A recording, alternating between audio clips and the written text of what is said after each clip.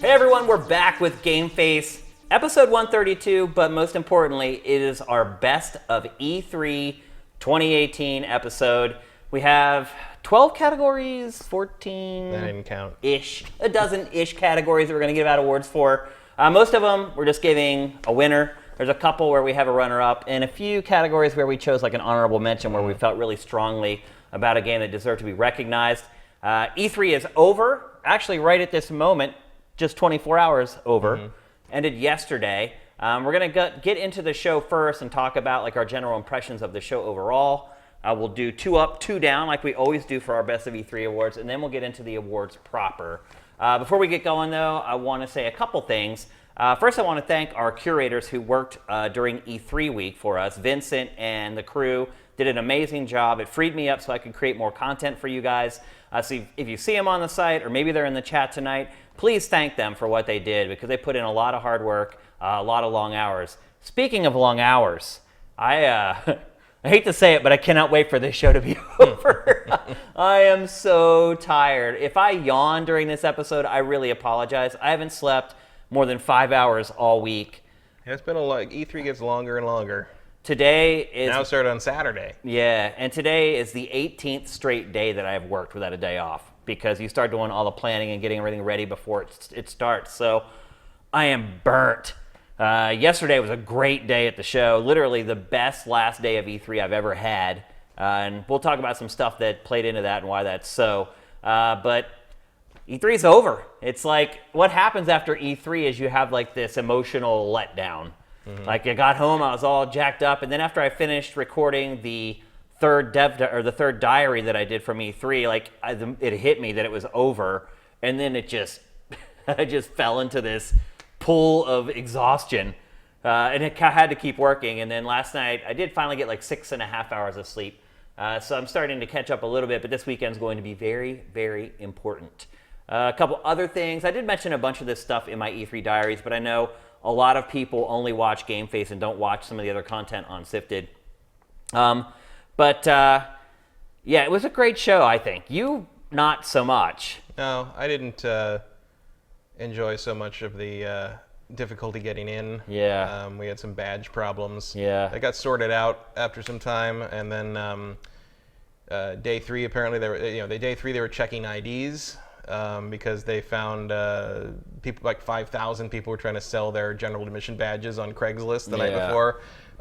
There was a tangible police presence at this E3. I'm okay with that though, because remember last year people complained. Yeah. They were saying that there's no security and everyone's afraid someone's going to come in there with a bomb or whatever. Well, now there's bomb sniffing dogs everywhere. There's bomb dogs everywhere, and there are metal detectors at every entrance. Yeah. And I mean, it did take longer to get into the show, but I'm 100% okay with that.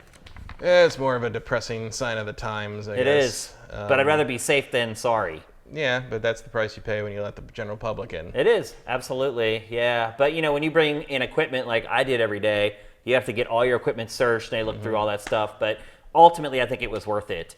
It felt a little better laid out than last year. Like at least smaller. It was smaller, but it was also like, also it was just because the lack of Microsoft in that one hall. And like, EA, because they used to be side by side. Yeah, it all kind of like, it felt a little more spread out. There was more room for people to walk around. I think the booths were crowded after they let the people in. I think the early morning, like industry-only hours are very useful, very necessary. Absolutely, yeah.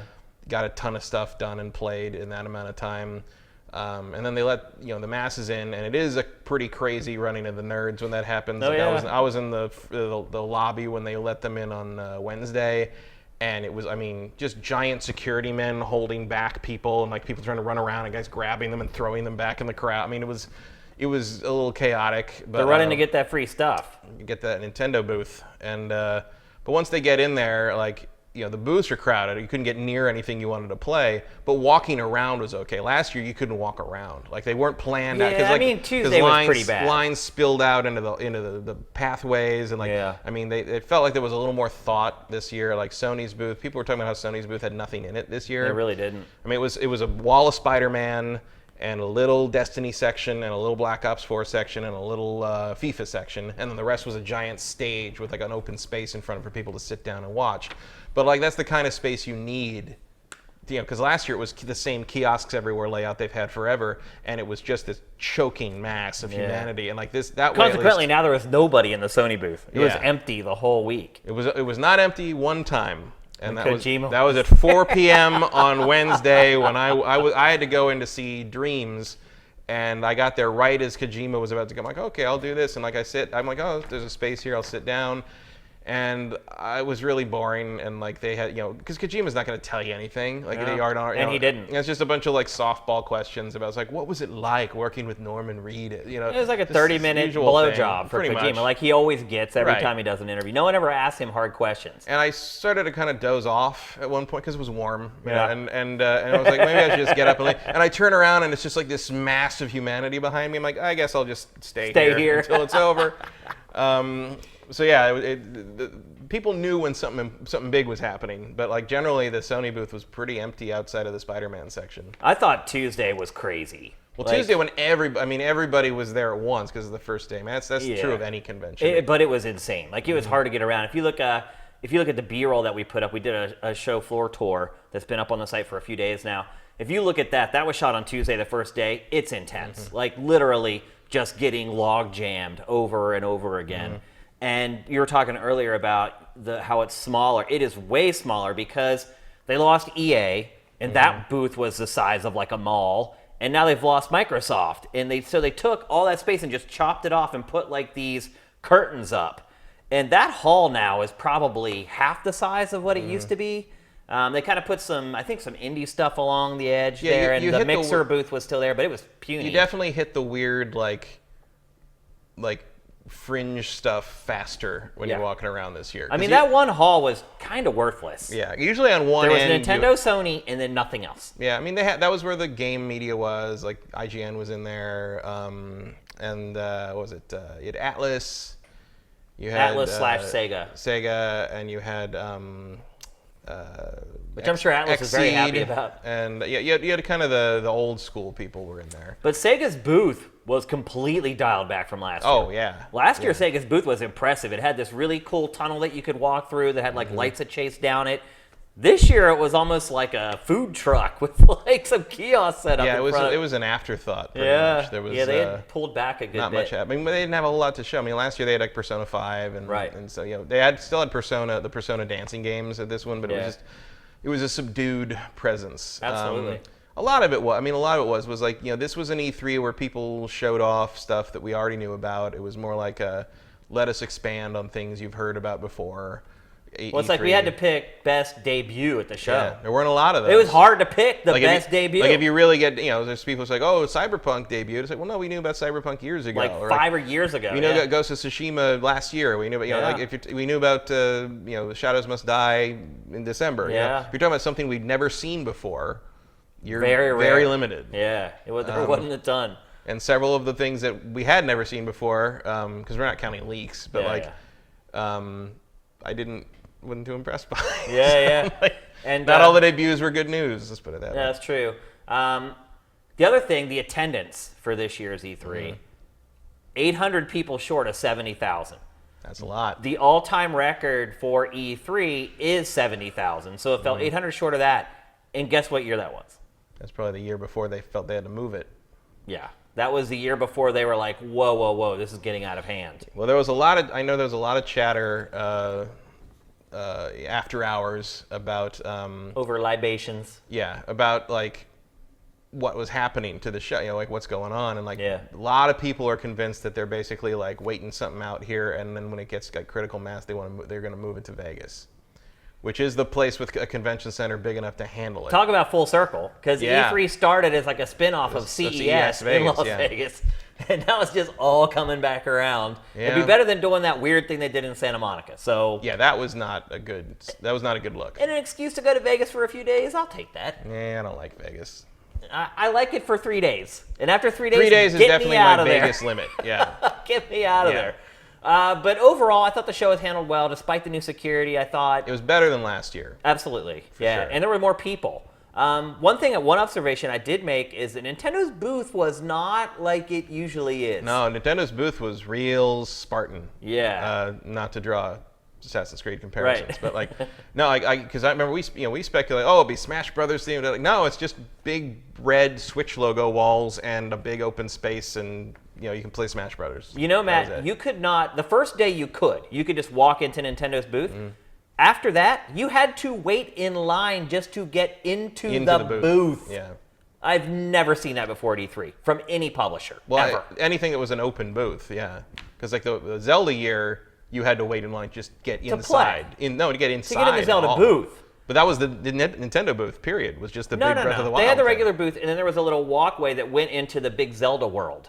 They had their own normal booth. A little tiny section around it, yeah. It was big. Most of the booth was that. I can show you the B-roll. It was a normal Nintendo booth. There was a little hallway that you walked through, and then there was like this dome that was all Zelda world. Yeah, well, you could walk through the middle of the booth. You just couldn't get into the Zelda thing. You had to wait in line. This year, you could walk through the middle of the booth. You couldn't. After the first day, you could not. I walked right through it twice on Wednesday. You slid past security because I was stopped all day Wednesday and all day yesterday. They would not let you in unless you waited in line. Not even to just walk around and watch other people play games. No, they had the places where you played games sort of cordoned off, but you could walk through the direct center. It was like an aisle, and they stopped me over and over again. They had all those. They had all those the props in the display cases. Like you could walk through those. Like that was the only thing. You got lucky. Absolutely, you could not. I did that like 3 times. Tuesday I did it, no problem. I walked all the way through the booth. Thank God that was the day I shot the B-roll of the booth. I went back Wednesday. I tried to go in 3 different entrances. They're like, we're not letting anyone into the booth unless they wait in line. I left. I came back an hour and a half later. I kind of slid in, and someone came and grabbed my shirt and pulled me out. Went back yesterday. I couldn't even get in. They were on it. Like, you literally were not allowed or not supposed to go in unless you waited in line, which I have never seen before. And it wasn't even that crowded. Like, Nintendo's lines, the line for Smash Brothers was maybe a quarter of what it was for Mario and Zelda. Like, Nintendo had created these huge, they looked like a parking lot, for an amusement park ride, where your people were supposed to snake back and forth, empty. They never even had those, there was 2 of them. One of them was always completely empty. The other one was never even a quarter full. So Nintendo anticipated a lot more traffic for Smash Brothers than it actually got. I mean, usually Nintendo's booth is that. Right. It's the most heavily trafficked, it's the most crowded. It doesn't even matter what's on display. I mean, there were lines like that to play Star Fox Zero. Yeah. But yeah, and their lines were not full at all. And of course, I'm sure you've probably seen already that Nintendo stock has fallen 15% since the Direct was released. Well, their 2018 schedule is barely existent. Yeah, I mean, I think people are stupid for selling the stock, but it is a sign of how investors are reacting to what Nintendo did at the show. And most of the analysts are saying the reason that people bailed is not because they didn't show Metroid Prime 4 or Retro's new game. It's because Nintendo didn't show stuff that's going to appeal to a wide audience. Right. Maybe they should have held Labo for E3, but overall, I had a great time at the show. E3 is always a blast. I mean, I'm at the point in my life where I look at every E3 as it could be my last one. You just never know. Maybe Sifted doesn't work out, and my next job isn't even in games, and maybe that's the last E3 that I ever go to. You just don't know how life's going to work out. So I tried to squeeze this one for everything it was worth, just in case it was my last one, and I did, and I'm glad I did. I had a great, great time at E3, and that's just with the games and everything, not even counting all the people that I ran into and all that kind of stuff. So it was a great, great week, man. I've had a really good time. I think our coverage was good. We definitely put up more original coverage for E3 than we ever have. We have more stuff coming. We have Pactor's episode that we shot yesterday morning from the show floor. I have the segments that I did with the fans, talking to them about some people had come all the way from the Netherlands. I found some really good people to talk to about that. So I'm not promising anything for this weekend, folks. I need at least a day off to just chill. But as soon as I'm a little re-energized, I'll start getting on that stuff, and you'll start seeing that content. And it is evergreen.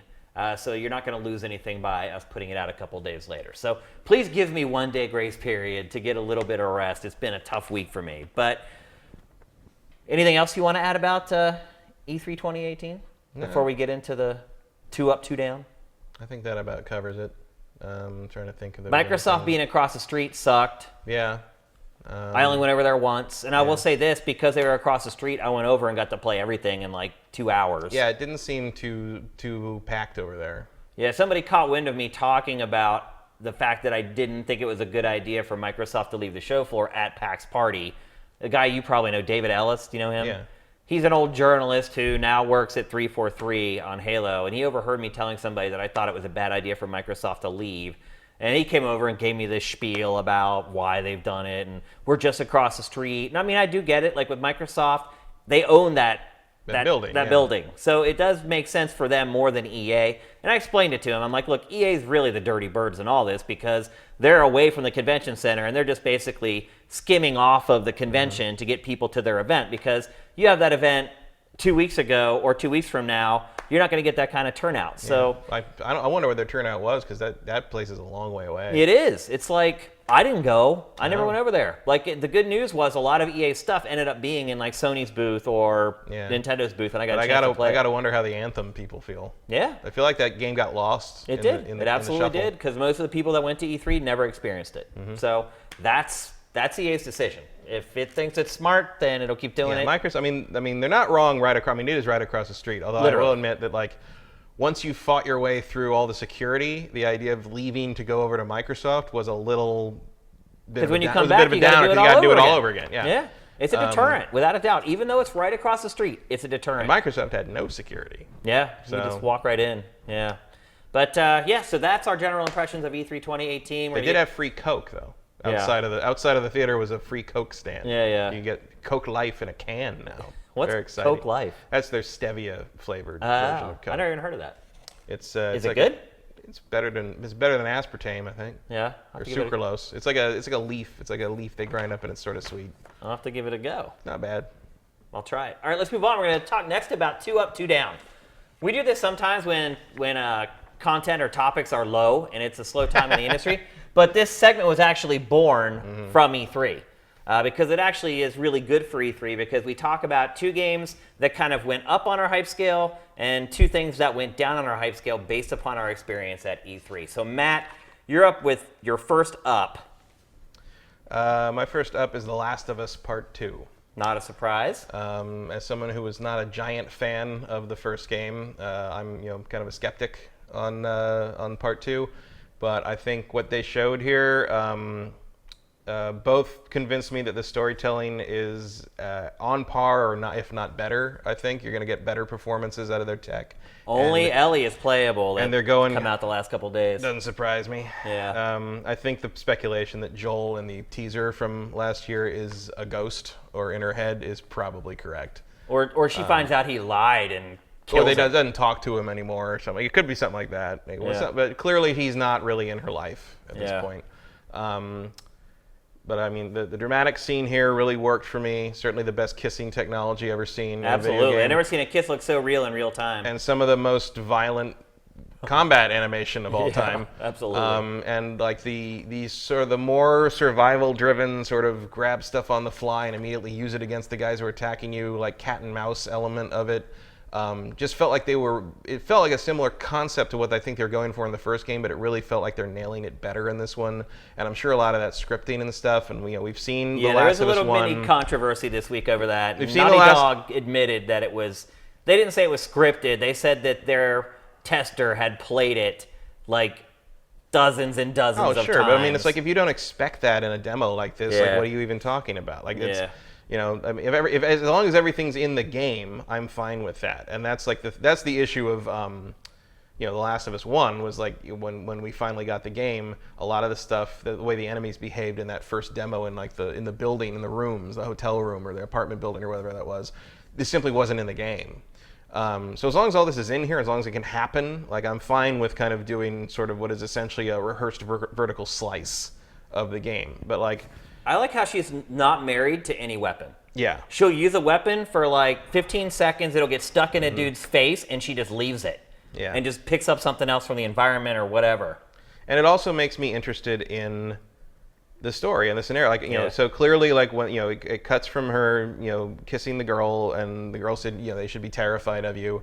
And it cuts to all this, and it comes back to that. Yeah. And it's like, if they're going to tackle the idea of, like, because I'm assuming, from the language of cinema here, that the combat here we're seeing happen before the dance she's at, that she's thinking back to what happened. I don't even know if it'll be set up like that in the No, game. but like, Yeah. but the implication of how you do those shots coming back is like you're in her head and you're thinking about here's this touching moment she has with this person she cares about, and and your mind goes back to this horrible thing you had to go through with these people that were trying to kill you. And if it's kind of about this balance of how to be a human after you've done all this crazy shit. And that's a real thing soldiers deal with. There's a PTSD element to it. There's like a lot of stuff going. Growing up in this world is going to screw with you, and clearly this world is getting a little better. Like if you can afford to have a tent revival dance, like and you're not doing all worry right. about a bunch of zombies barging in and eating everyone. You're not scrabbling every minute for survival here. Like Yeah. this is a community that has found a way to have a little bit of leisure time, even if it's maybe for like a harvest festival kind of thing. Yep. So it's also kind of taking the post-apocalyptic thing like kind of forward in that idea. And like so, yeah, I'm intrigued. I want to know more. Especially impressive to me from a game that I really didn't feel needed a sequel. Like I felt like the story was told and that ending is great, and I didn't feel like I needed more really. But now they've got me interested to find out what this more is. Like I'm on board for Last of Us 2 right now, and I really didn't think I'd be saying that. Well, it went up for me too, but I was already hyped for it. You were kind of down on it before the show. I've always been. Yeah, like, this basically pulled me from slightly negative up to pretty positive. Yeah. I'd say this made me cross the line, like the neutral line. Yeah. Like that's why I picked it, because I feel like that's kind of what this segment's about. Will you care if Joel's okay. not in No. the game? No. No. Not at all. I feel like Joel's story was told. Yeah. Like he did what he. I mean, I'm sure he'll be in it in some kind of flashback Right. or kind of you'll find out what happened. You'll see him, or if he's still alive, you'll see him. If he's dead, you'll find out what happened. Whatever. But I think as you went through the narrative of Last of Us 1, it became clear that like Ellie was the story. Well, also the DLC. And the Focused DLC on Left her. Behind focused on that. And so, Yeah. I mean, she's the more interesting character at this point once she's gone through that journey with Joel. So I think focusing on her is the correct move. I'm also surprised that some people are surprised at her sexuality, because if you played the DLC from the Yeah. first, you knew it already. Yeah. That wasn't a There surprise was to me apparently at there seemed to be some people that like wanted to believe that was like a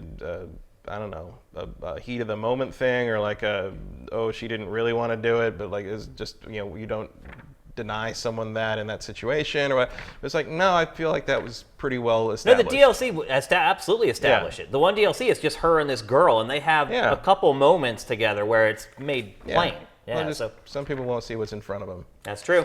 All right, my first up is Marvel Spider-Man, Insomniac Spider-Man. But I didn't know you were down on this. Well, it wasn't that I was down on it. It's that I was lukewarm on it. I wasn't all that excited to play it. I had said on, I think it was during our Sony analysis, that I said that it looked in a little bit like an older game to me. And after I've played it, it still kind of is, but I had a ton of fun playing. Well, I mean, the it's demo. clearly taking a lot of lessons from the Arkham games. Absolutely, yeah. But the fact that Arkham was Batman and we've never played a Spider-Man game that kind of took the, I would say actually Shattered Dimensions sort of tried to be a little Arkham-y, but Yeah. it just didn't quite pull it off because Yeah. it just didn't get the verve right, and this one's like, I mean, obviously it's Insomniac and they have the budget and the talent to really like go for broke, and they don't have a hard deadline like the Activision games seem to have. Like the Activision games were a little more workmanlike, and this seems like a glamour project. Yeah. So, What yeah. sold me is the combat. Once I really got my hands on it, and I had a guy standing next to me because he kind of let me jump the line, and he let me play the whole demo, because the way the demo was set up was you get tossed into the open world, and then you get to a certain point where you basically have to choose what you want to do. You could either do a boss fight against Shocker, or you could do the warehouse level that we've seen a bunch of times. And he let me play all that pretty much. And so he was in my ear, like helping me with combat. Like the basics are very easy. There's like one attack button, and then the other stuff is for your web stuff.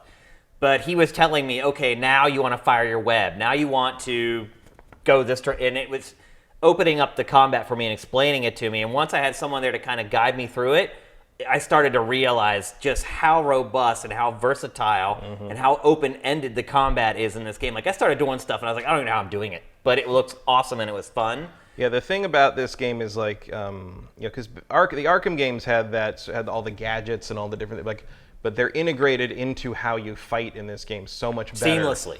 Because in Arkham, I always had to remember to, oh yeah, I could do that if I wanted. But generally, like Batman could get through that by just flipping around and punching people for the most part and countering. And a lot of my battles in Batman looked the same. Yes.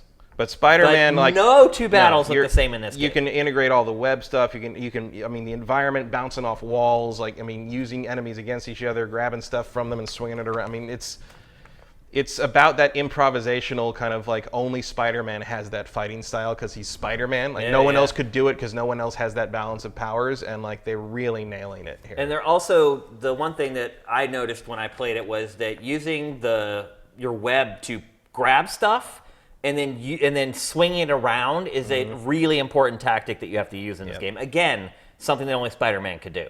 And so, yeah, I'm sold on Spider-Man for PlayStation 4. We don't have that long to wait for it either. Yeah, it's 3 months, a little under 3 months. I will say, I watched a lot of footage of it, and I also watched people play it a lot because if you're in the Sony booth, there's not really anything else to do.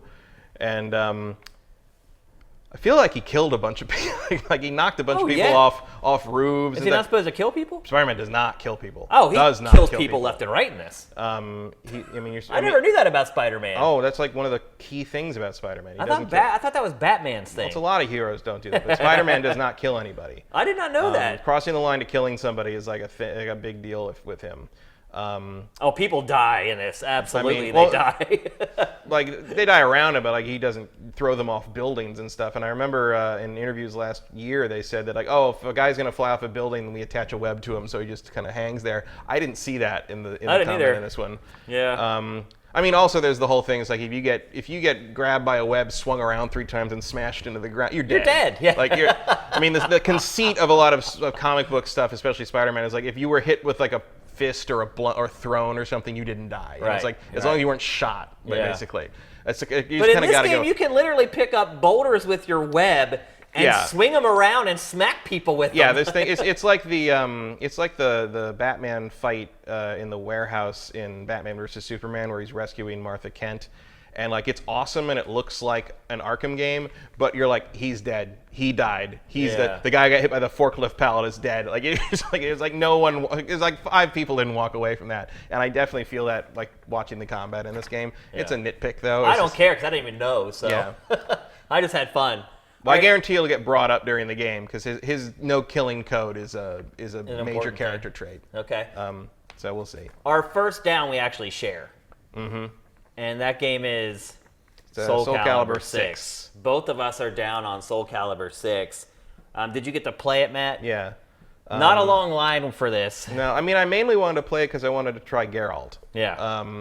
So I want to see how he played. And I think they translated him well. Yeah, he fits. I think he fits better than some of the characters that are in the game. Yeah, he has the look and the abilities and he matches and like they do all the signs and everything. You can drink potions and stuff and it all works. I don't understand how a lot of it works, strategically because I was just sort of messing around. So, but I did win both my matches. Yeah. My main thing is like, and this has been discussed a lot online as well, but it's like some of the stuff and some of the assets in this game are from Soul Calibur 4 and just sort of like up-resed. That's and like, bad. And like there's a lot of things in it that they're kind of taking from the recent Tekkens that feel like they don't really fit. Like especially the change in like kind of slow motion stuff, which I feel sort of messes with the flow that Soul Calibur's famous for. That is my biggest complaint. The stop and go combat. It's not bad, but it doesn't feel like Soul Calibur that much. And like it's not like I'm down on the game to the point that I'm like I'm not buying this kind of thing. But it's just it didn't feel. If you played enough Soul Calibur, you have an expectation of a feel. It's rhythmic. The combat is rhythmic. It's all about that timing of the weapon.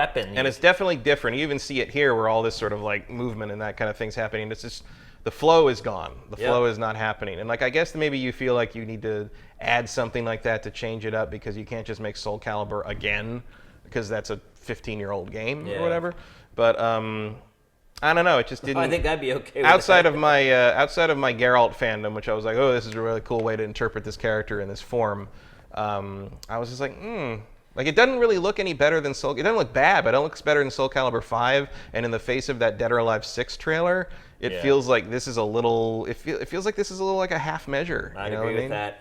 And here's something interesting. So while I was waiting to play and watching other people play, the slowdown was happening literally like every 3 to 4 seconds. Yeah, well, it's part of certain move stuff. And then I played, and both me and the guy I was playing against, we were doing it like every 3 or 4 seconds. But last night, I was watching Bandai Namco play it, and they hardly ever did it. Interesting. So I don't know if ultimately once you get good at the game, it's something that you don't use that often, but everybody on the show floor, it was just happening over and over again. And I was like, this is like a slow motion fighting game. What is going on with this? So maybe ultimately it's a thing where we're all just noobs and we don't really get the game yet, and that's why it was being played that way. There's an element of having to learn it. I mean, certainly by the end of my second match, I kind of understood better how the interrupts were working and how you can counter, a faster attack will counter a slower attack because of when the hurt box starts to happen. And my assumptions about certain moves Geralt had were often wrong in comparison to what people were doing with Mitsurugi against me or whatever. And so that's a learning curve. But it definitely feels different from your average Soul Calibur, and that's going to be something you either adjust to or you just can't handle. Yeah. And I feel like I can adjust to it. I feel like I would need more time, but just the fact, that, and maybe this is like old man prejudice, but Soul Calibur used to be like, oh my god, I've never seen something this gorgeous. On the Dreamcast, it was Soul Calibur was a best cutting looking edge fighter game ever. Yeah, no pun intended. Cutting edge graphics. And this just feels like it feels like an expansion to 5. It feels lazy to me. Yeah. Probably the best way I could describe it. And I mean, certainly Tekken 7 didn't look like that. Yeah. In terms of graphical fidelity. It's I just feel like, I don't know, it didn't blow my mind. And I was hoping, I wasn't even really expecting to think better or worse of it. I was expecting to just be, I want to try Geralt, and I'll play a little Soul Calibur. I'll be like sitting in a warm bath, and we'll break from comfort E3. food, yeah. And it wasn't. It was like, this is off. This is strange. Yep. So we'll see when we play the final version. E3, you're getting that vertical slice. You have that limited amount of time to play. So sometimes your impressions can go a little askew compared to when you finally get the retail version of the game. So we'll see. Your second and final up. My second up is Dreams, which I got a very long demo of. Which most people would never even know was at the show. Yeah, it was a subdued presence, let's put it that way. Did a lot of interstitial stuff during the press conference, but it was not highlighted. But I got to sit down and play around with this for about 30 minutes. Played through some of the campaign stuff they have, which is all these 3 things. It's the cutesy bear and the fox, and then the sort of noir thing, and the what was it? I have no idea. This techno thing, this thing where you're jumping around doing this virus stuff.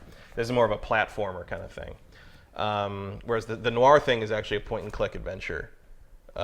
Sort of showing some flexibility. And it's, I mean, there were people walking behind me and who were watching and and every time it would change things, they're like, is this the same game? It's the versatility is really impressive. So, and we played a bunch of the little kind of mini games that people had made in Media Molecule. They'd made the various things. Some is really impressive. Some of it's just you can make this with this. There was a space fighter game that was a lot of arcade space fighter, but there was also this one where you controlled this big kind of Skylab looking thing, and you had to maneuver it with thrusters through real physics to try to dock with this space station, which I did not succeed in doing. But it's there. You can do it, and that was built by their web developer. It was like this guy never touched a video game engine, any creation tools before, and he made this space physics simulator, and it's just they took me into the tool stuff, the creation stuff, and when I saw the demos on Sony's stage and on the live stream and stuff, it felt really intimidating. It felt overwhelming. There's a lot of very intricate stuff. You can control stuff down to almost any level of granularity you can think of. But the thing is, everything sort of works the same. It's almost like a unified control scheme. So rotating stuff all works the same, sculpting stuff more or less works the same, cloning stuff more or less. So once you kind of get your hands and you're onto something and your brain around it, you'll be able to adapt that knowledge to the other elements of the creation system. I don't know I did ask them, like, what percentage of players do you think are really going to dig into these creation tools? And they're like, we don't know. They should know, though. They should know. I'm upon sure someone LVP. knows, but Yeah. like the audio developer isn't going to know those numbers, right? Speaking of which, you can make like tracks from scratch. If you're into music, there's like a DAW in this. Yeah, Like where you can make your own songs. if you're into music, like you are, you can absolutely. I mean, the sound library and the instrument banks are gigantic. Just about any kind of sound you can think of, and you can bring it into the music editor. You can duplicate it. You can flange it. You can pitch shift it. You can play it yourself with notes all on the controller. Or you can use the analog sticks to kind of scratch and tweak stuff and mess with things. I mean, and all the music is laid out kind of like an editing timeline. Like, and you can make it gigantic. They have you open anything like that and it's just gigantic. You can mess with it, change it, pitch, whatever. Take chunks out, like freeze that, use it in whatever. It's astounding. It's astoundingly powerful audio tools. Which is a different thing than like sculpting and rigging the characters. Oh, yeah, absolutely. But if you just want to make music in this and put it up for people to then pull down and use in their games they're making, like you can do that. It's very free for stuff like that. And like I get it better now. Like I understand more like, and like the temptation is certainly there for me to sort of dig in and play around until I make like a Wing Commander level or something for myself. But like I mean, I don't know how long it would take. That might take like 3 weeks of messing with this stuff and learning it. But you could see that the people that were demoing it and had dealt with this stuff a lot were like boom, boom, boom, boom. They knew how everything worked and they could do it really fast. It's a big barrier of entry, though. And a lot it is. And I can also see now why it's been delayed so many times. Right. But it is what it says it is. I think that's the most important thing. Is like it is what it says it is, and if you have the patience and I guess to some degree the talent, you will be able to make something that's in your head in this game. Like it's the creation tools really are that versatile. Like when you see all these different art styles and all these. It's gonna be a small fraction of people who do amazing stuff with this. And I think that's the key. Is for like the rest of us. You're gonna benefit. Yeah, the rest of us will benefit from some of the most ridiculous and crazy and creative things that people do. And like you can just make animation in it. Like there's it doesn't have to be interactive. Like you can just make a little movie. And people were doing that. They had a game jam. I was there when I think this has gone around Twitter through their Twitter since then, but. I was there when the first videos of the game jam. Somebody made like a bodybuilder penguin that was just shitting out other penguins and like standing on his head and pooping out more penguins and stuff. And like that came through, and all the Media Molecule people were just like, "What have we done?" Like, it's gonna get way worse than that. And there is I guess gonna be a. I'm like, what about like adult stuff and like weird stuff and violent stuff and like what? He's like, there's. I guess they're thinking about a subscription thing where you could have adult content or something. Interesting. Like so you'd have to opt in like monetarily to like see that stuff. Got ya. That makes sense. Yeah. All right, my second up is, and this may surprise some people, is Kingdom Hearts 3. Interesting. Had never played it, had just watched video. I've seen B-roll of it being played. And you've certainly never played the series to any great No, degree. I mean, we played it on the one Patreon drive stream, and after like an hour, I was like, get me away from this freaking game. I think to me, it's a 3D platformer in pretty much every way, except it also has RPG elements. It's kind of like a 3D platformer RPG hybrid. I was really impressed with the gameplay variety in the game, much like a 3D platformer, but also how well each style of gameplay was handled. In the E3 demo, I played a boss fight, with this huge, gigantic, like stone golem, that has a part in it where you get on a roller coaster and it turns into like an on-rail shooter. There was platforming, there was hack and slash combat, there was traversal, there was first-person shooting. There's a section where you get in a mech and it turns into an FPS, and all of it felt great. Also, it is one gorgeous game. Absolutely gorgeous. They had this game playing on Xbox One X, also a trend pretty much across the entire show floor, I might add. All third-party stuff, unless someone has a deal with Sony, was being played on Xbox One X at the show. So you can see the publishers starting to figure out, hey, our games are going to look best on this. Like, think about that, Matt. Kingdom Hearts 3. First of all, go back to like the last two Kingdom Hearts. I don't remember those ever being playable on an E3 show floor. Ever. I can't remember. That was a long time ago. Yeah, but I don't remember I them feel like ever Kingdom being Hearts out. 2 was pretty much always shown behind closed Yeah, doors. this one, huge demo, just put on the floor, playing it on Xbox. This is 100% a PlayStation brand. Oh, yeah. I mean, I walked up to the kiosk I mean, and I was they're like, putting out a really? I'm playing this on an Xbox controller? I mean, they're putting out a Kingdom Hearts PlayStation. It comes with the whole series. Right, you know? yeah, but not in their booth, man. Little surprised we're not getting didn't get any announcement of the HD collection coming to Xbox, but It may come later, I don't know. But I had a great time playing this game. I had somebody, again, over my shoulder helping me with like the RPG stuff. Like, there's a lot of depth to the combat in the game that most people don't even utilize. Like, while I was waiting to play, I watched other people play, and they just kept hacking and slashing. This guy started telling me about, so like after a while you'll build up a meter and you get these crazy over-the-top attacks, like a little icon will pop up at the bottom left. Most people who are playing the game were just ignoring them. And once I knew about them, I'm watching them play. I'm like, bro, you have like supers just waiting for you to fire them off. And once I played, I started using them, and the combat just gets insane. So I was really pleasantly surprised by this game. I've never been a Kingdom Hearts fan. I wasn't very excited for this one before E3, but now I am. well, good luck understanding what the hell is going on. I don't know that I even care about that, to be honest. Like, I just really enjoyed the gameplay and how things were constantly just changing and switching up. It never really settled into that's this. Kingdom Hearts. Like, Yeah. they've done that for a long. I mean, Kingdom Hearts 1 is a little bit anomalous because it's so straightforward an action RPG, Yeah. and Kingdom Hearts 2 started mixing it up a little more, making the boss fights a little more. Some of it was QTE driven, but it was more like kind of epic moment stuff. And Yeah. then, like, as you get further into, like, you know, something like Dream Drop Distance, they mess with the format even more.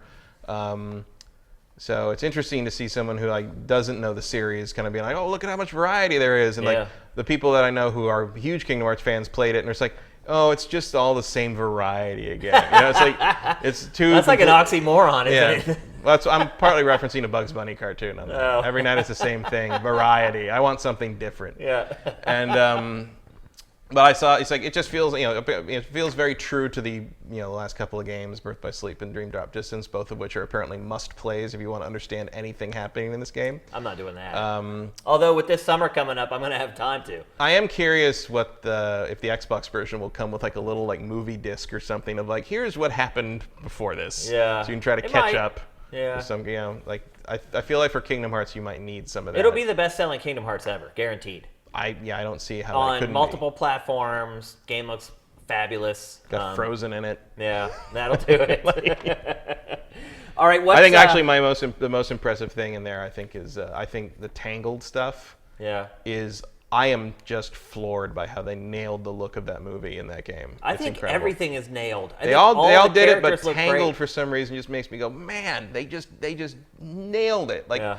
I look at like the scene where she like twirls around in the trail, like if you showed me that and told me that was from the movie, I might believe you in the Yeah. under Oh, the it right looks that good. circumstances. Yeah. Like it's really authentic. I'm very impressed by all their graphical stuff. And if you're wondering why we're not showing B-roll of Kingdom Hearts, it's because Square They Enix flag it. has also decided to pull a Nintendo and flag pretty much everything, all their games. No, So either them or Disney. You know, yeah, there's- it could be one or the other. But I mean, Square Enix does it with some of its other games True. too. So we just decided not to run B-roll. Well, you can't let anybody see unauthorized photos of Yeah. Octopath Traveler. Yeah. So while we sit here and talk about how great great the it game looks, looks, you just have to use your imagination. I'll never understand the logic. Anyway, it's time for our final downs. Maybe we should have swapped them and did the up last. Yeah, But maybe. anyway, our final downs. What's yours? My final down is Fallout 76, which I guess is a little disingenuous because technically I guess we're supposed to pretend we didn't know about it beforehand. But we knew did more or know less about what it, was though. happening because of the leaks, and, Yeah. and they did their reveal through that was an official reveal, so it counts. Yeah. And I liked a lot of what I saw in terms of visuals. I mean, like the premise is cool. West Virginia's fun. A fun setting. I don't know. I've never been to West Virginia. Maybe it's not fun. Like, you would know better than I was born there, but moved away. What does that say? Yeah. I still have relatives there, though, that I visit sometimes, and it's not an especially exciting state. Yeah. I heard there's some concern about like among West Virginians about like it has to always be online, and I guess West Virginia doesn't have the greatest online infrastructure. No, that's absolutely true. That is absolutely true. So ironically, the people that like might be most excited about playing a game in their home state might not get to play it very, that's absolutely right. very reliably. Also, net neutrality there is a big deal because most communities in that state only have one internet service provider, and now they're all worried that net neutrality gets repealed on Monday, that those ISPs can just start jacking up the cost and there's nothing they can do about it. So yeah, definitely some concerns. But you know what? As soon as that press conference ended, I got text messages from all my relatives. They're like freaking out. I mean, think about it. In West Virginia, it's a huge story. Like they're talking about how it could improve tourism. There's never been a game based in West Virginia. So the whole state is just like losing their minds over it, hoping that somehow it could help the state because the state itself is very poor.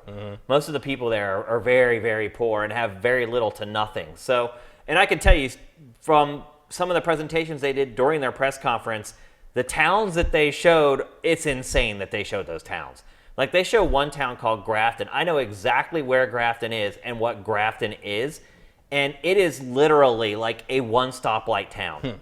It is this little dinky place. Like it blew my mind to see like the city sign for Grafton in that. So yeah, the whole state of West Virginia right now is losing it over this. So that's cool, but I just that all that I enjoy, but like the the multiplayer mode aspect is not appealing to me. I know Pete and Todd went on and on about you can play it solo, but like if it's always online, you're not playing it solo. You can just play it by yourself, right? Which is different than what you're at, And I just feel like I'm so that kind of game is anathema to me, and I said it on the analysis thing too. I've never played a Fallout game and thought, what would make this better? Other people. And there's nothing about the presentation that made me feel any better about that feeling. And they haven't shown it being played. It wasn't at E3. There was nothing there. So like it was basically like a booth where you could get photos taken with props. The game was not there. And like if you're a Fallout fan, that was cool, but it's like I still don't know anything more about how the game works or what you're gonna do. It's weird though. I mean, the game's coming out pretty soon, and it was not playable at E3. I just. Maybe it just doesn't demo well. Maybe they didn't want to bother set with up the network and have people back in Maryland like to play with the people at E3. It just I am less excited about it now just because it has all these elements that I just don't identify with Fallout, and maybe in the end they'll make it work. I mean, those guys are really good at what they do, but my confidence is pretty low on this game, or was going in, and it's not any better now. It's probably a little lower now that. Especially because it seems like they're nervous about all the same things I am. Yeah. So I guess disconcerting. I guess we'll see. The other problem is that they had the power armor helmet that comes in the super duper, and I got to see it up close, and I guarantee you that thing is not going to fit over my giant head. So like, the super duper collector's edition is completely out for me. It narrows at the top. It would stop right here. I promise. It would stop right at my nose. Like that's as far down as it would go. My final down, I'm cheating a little bit here. I am not picking a game that I'm down on. I'm actually picking a publisher. And actually not even just a publisher, a platform holder, and that platform holder is Sony. Sony is starting to get full of itself again, just like it did during the PlayStation 2 era, transitioning into the PlayStation 3 era. It thought it could do no wrong. It was on top of the world. It was winning.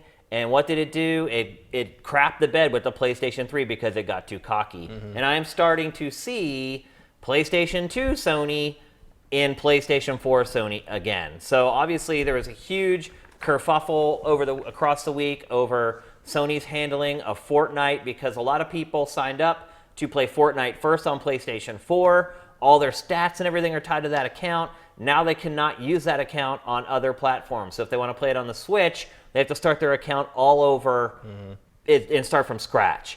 And Sony basically isn't budging on it. It's just saying, too bad. Essentially what it's saying is, we're winning. We'll do whatever the hell we want. And to me, that's the exact wrong attitude. It's the exact opposite attitude of what Microsoft is doing. Right now, Microsoft, ironically, is the most consumer-friendly platform holder of all three of them. Nintendo's kind of in the middle, and then there's Sony all the way on the other end of the extreme. I did like the UK Xbox Twitter account tweeted, hey, Nintendo UK, want to play some Fortnite later? Yeah. Like they were going for it. They should. They absolutely should. And then the press conference that Sony had, self-indulgent. They're like, oh, we just want people to hang out and check out. No, dude. Like, people just want to see your games. They want to know information about your games. They want to connect with the people who are making these games. Their press conference was completely impersonal because they essentially forced the live attendees to go into these experiences for each game. Like, if you read any of the write-ups from the people that were there afterwards, they were all just like, we had no idea what was going on. Nobody told the people that were showing up there what was going to happen. They were just getting herded. They're like, okay, now everybody needs to go this way. And everyone's like, what? Where this way? And like the journalists who were there was no way for them to write while they were there. They couldn't sit down. Like, they got their laptops out. Yeah. And I mean, people nest at these things. Absolutely. Well, you have to. I mean, if you're live blogging it or whatever, or you're trying to file your report right afterwards, you have to write while it's happening.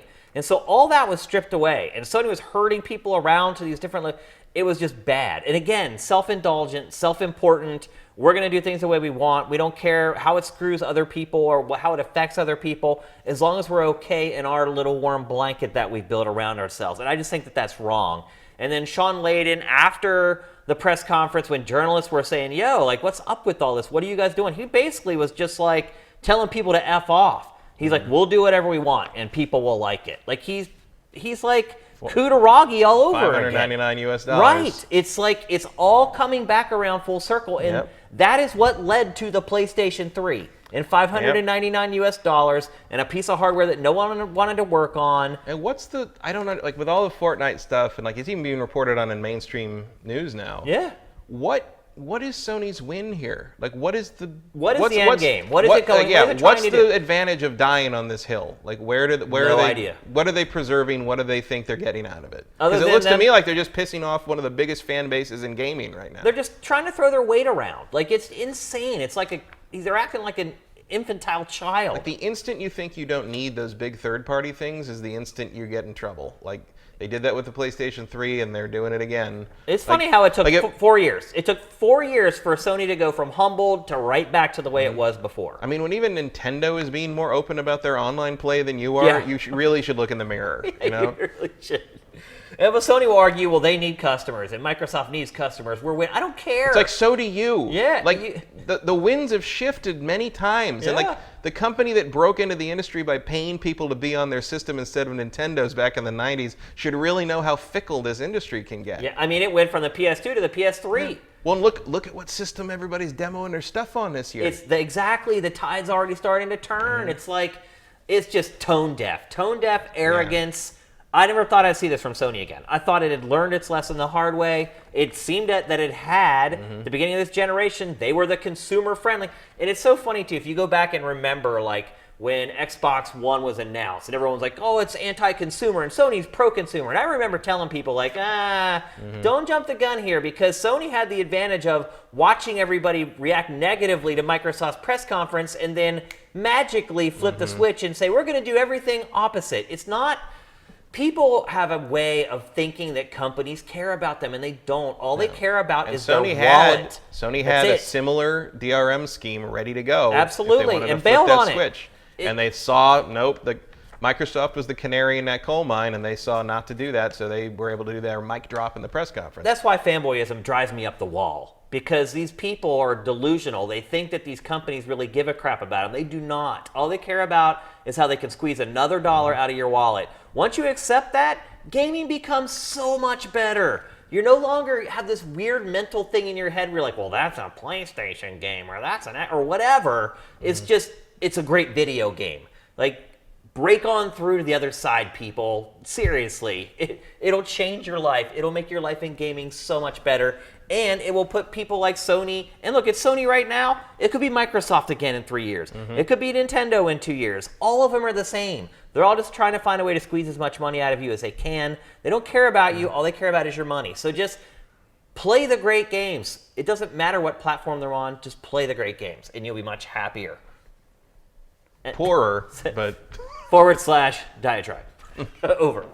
All right, we're going to move on to our actual Best of E3 awards. I think we actually have like 12 or 13 categories to get through here. We're going to kick things off with the best debut. We spoke earlier about how there just really weren't a lot of debuts. It used to be E3 was just loaded with debuts, but now, I mean, it seems like it's not just Nintendo who really says that, because that was the other thing Nintendo tried to say, is like, well, you know, we want to show games that people are going to be able to play soon. Well, what was up with that Daemon versus or Cross Machina that doesn't come out till 2019? Right. The Nintendo was trying to say, oh, we didn't show Metroid because it's not coming this year. It showed a ton of games that aren't coming this year. Yeah, they can't really hide behind the 2018 thing. Yeah, it's total malarkey, and it's not just Nintendo. A lot of publishers do it. But anyway, there were not a lot of legitimate debuts at this year's E3, so it was slim pickings. Matt, what was your choice? I picked Resident Evil 2 Remake. That's a very good pick. Because we had not seen it before. It's still a debut. I mean, there was a lot of chatter that it existed. Yep. But I didn't quite call what this was when they first started running it. And Nobody did. And then I realized what it was, and I was like, oh, cool. And this is exactly what I would want a Resident Evil 2 Remake to be. It's full 3D. It's a full reimagining in 3D that plays, you know, kind of like Resident Evil 4. Or apparently there's a fixed camera version if you want to play it like, you know, like old school. Like we still can't make proper games and have to use pre-rendered backgrounds. But as you know, as someone who's kind of fallen out of the Resident Evil thing, like this like, despite how odd some of the characters look, this kind of got me back on board because the Resident Evil 2 is probably my favorite Resident Evil game pre-4.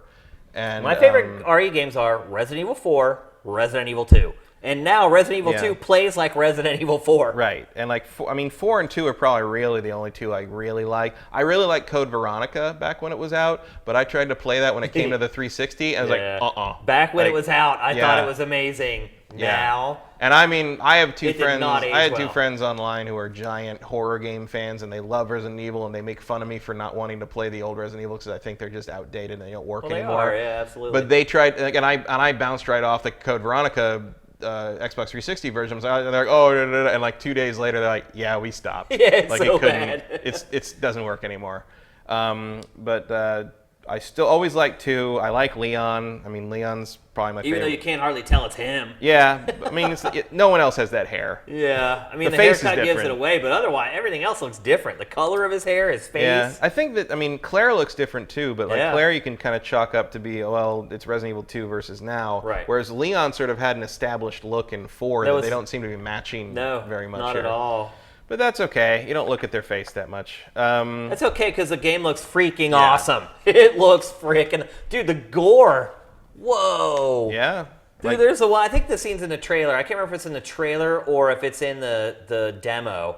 But there's one scene where this dude is like torn in half. And the detail and the intestines and everything is disgusting. Like it's They're like glistening. It's well beyond what I thought a Resident Evil game would do. Oh, they have gone above and beyond. But it works because like that's kind of, you know, that's the level of gore you got in the cutscenes in the original games. Yeah. Like equivalent for the time. Right. And I feel like, yeah, you got to step it up now, and Absolutely. they have, and it looks good. I mean, Resident Evil 2 almost made it into my up-down, except I felt that didn't make any sense because I didn't really have an opinion of it because it didn't exist yet. You know? I'm really hyped for this. Like, really, really hyped for this. It's one of my favorite games from E3 2018. My pick, just to keep the Capcom love going, Devil May Cry 5. Also, we had a game page up on Sifted for a while, so there were rumors swirling around about this showing up, but we had not seen anything of it. I mean, rumors have swirled since like last August. I mean, a lot of it was just wishful thinking. Yeah, but like, you know, the leak that happened with the development materials were kind of like, okay, this exists, but we just got to wait for Capcom to decide to tell us about it. It's nice to finally have it out there. It looks awesome. I think it's giving fans what they've wanted. I know most DMC fans did not like DMC. I did. I thought it was a great game. I think it's a great combat action game. But I understand people who don't think it's much of a Devil May Cry game. Absolutely. But this game is giving them exactly what they want. You're getting Neo, you're getting Dante, more of the tongue-in-cheek comedy that the series is known for instead of the more serious tone that DMC had.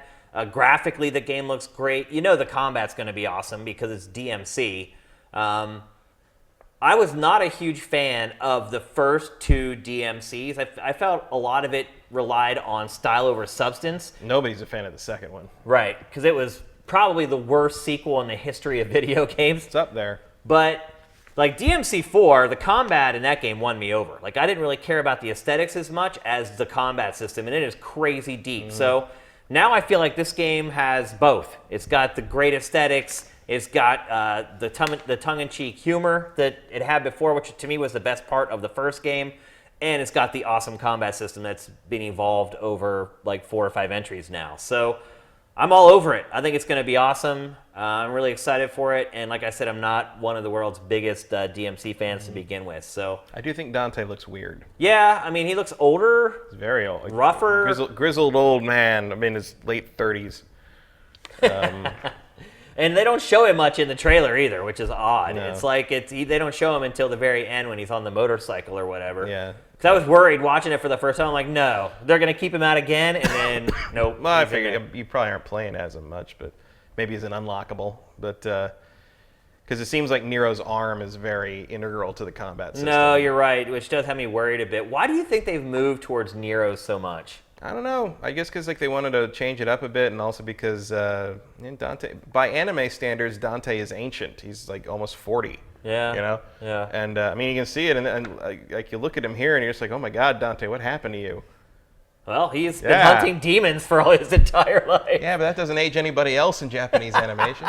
I think they're kind of using it. They've done a lot with Dante, and I think they're just sort of using him as sort of the old badass like mentor slash. He'll come like, in and set him straight or some pretty crap. much. Yeah. Or I think also the implication is that, like, Dante's so good now, like we couldn't play him. You have to be able to fail in a video game, and Dante doesn't do that anymore. That's funny. All right, it's time to move on to the best graphics at E3 2018. Matt, what is your pick for the best looking game at the show? My pick for best looking game, and I feel like I'm breaking from just about everybody else in the industry here, is Ghost of Tsushima.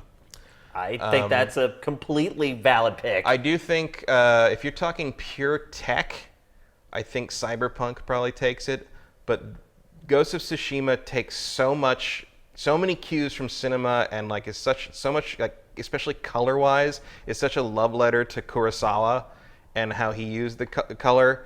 Like this is more striking to me aesthetically. well, look, you swore up and down that it was a PlayStation 5 game. which is not. They confirmed 100%. I was told by the founder of Sucker Punch, no, this is a PlayStation 4 game. We swear, but thank you. Yeah, like, running on PS4 Pro. All these visuals you're seeing right now, PS4 Pro. So Sucker Punch stays winning. Absolutely. And I think, Game is freaking gorgeous. I will probably concede if someone was to say, like, well, this technically, this is better in Cyberpunk, but man, nothing pleases my eyes more at this E3 than this game. Oh, it's beautiful.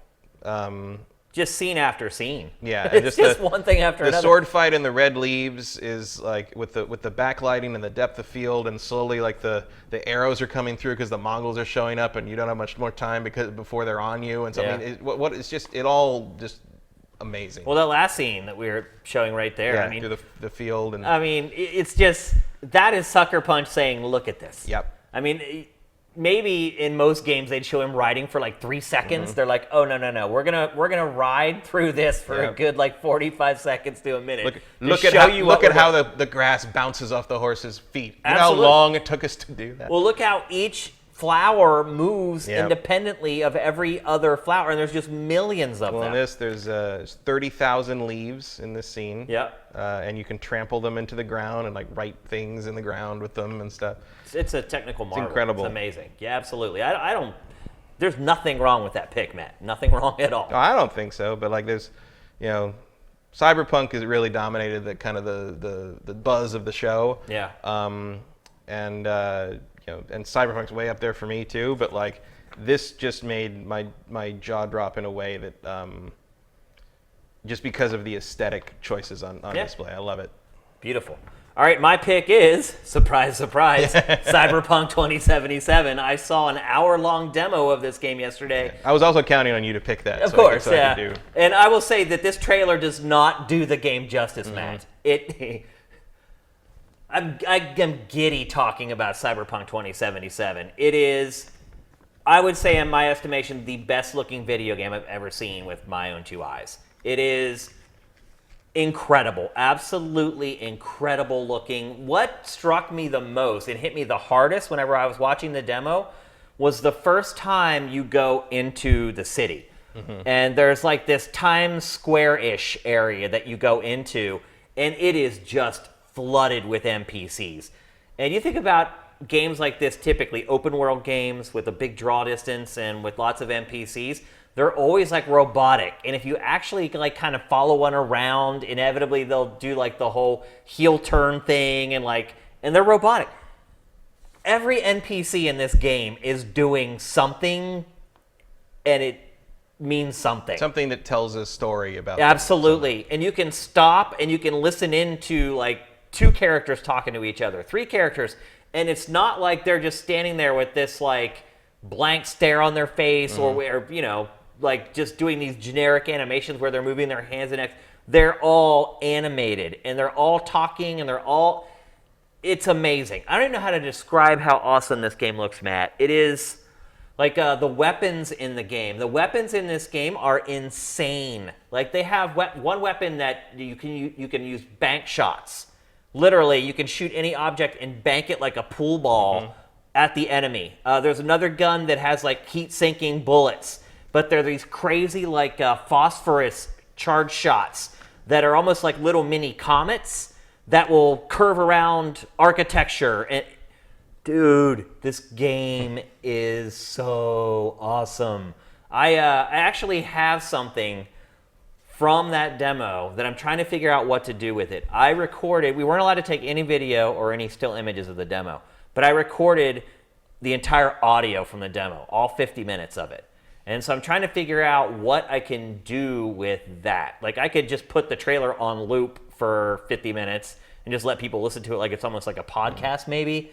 But there So are, it's like them giving the demo and talking. Exactly, yeah. And there are moments, there's like stretches where it'll go a minute and all you just hear is gunfire before the guy will say anything again. So maybe in the comments for this episode when we archive it, let me know what you guys would want me to do with that. I recorded it on my iPhone X, and I haven't listened to it yet. I don't know how good the audio quality is, but I was pretty close to the speaker. You should be able to hear him pretty clearly. So just let me know what you guys would want me to do with it, and I'll do that with it. But, the character models, dude, there's tons of nudity in this as well.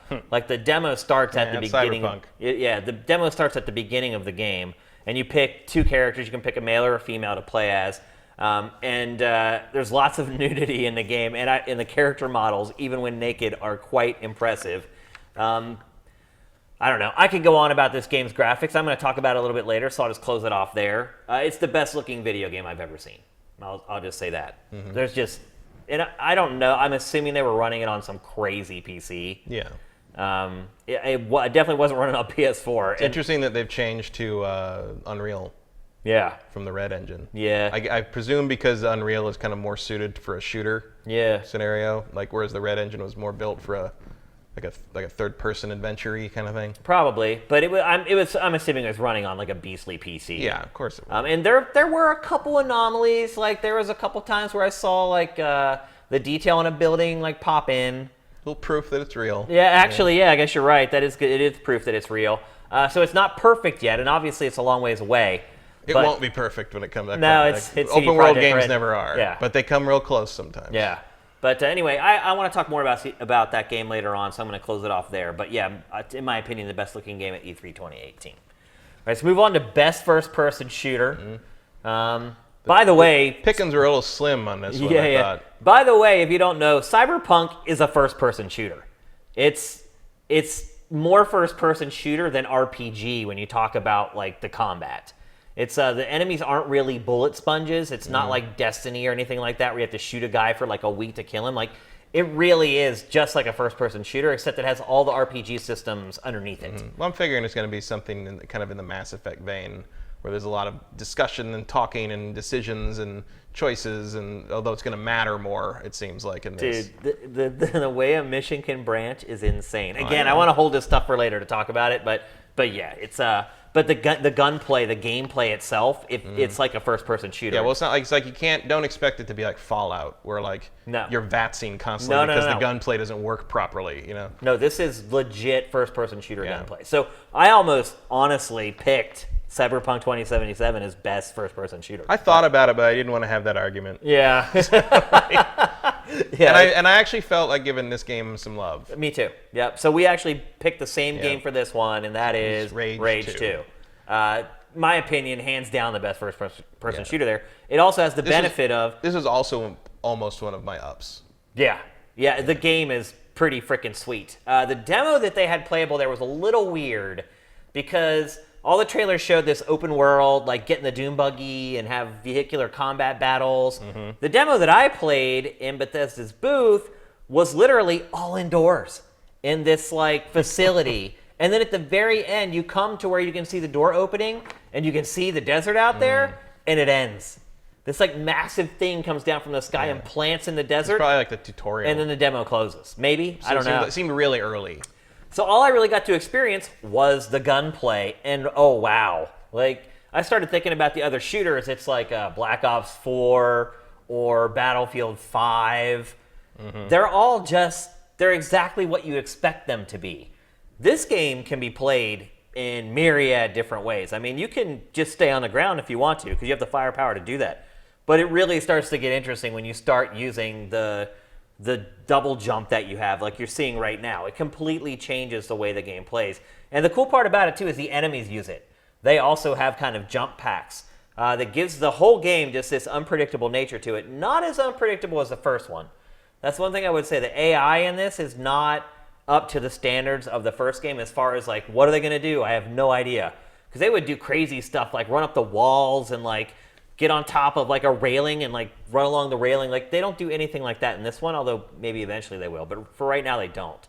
But the gunplay and the combat just feels so good, and it's so different than any other shooter that was at the show that I just had to give it the award.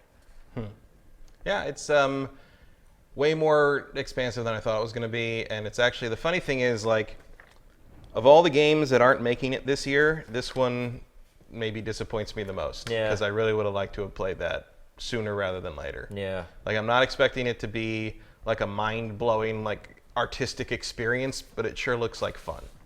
It is fun. Did you not get to play it? I did not get to play it. Yeah, it's a blast. Even though I wasn't outside, like, doing, the stuff I thought I was going to be doing, I had a ton of fun playing it.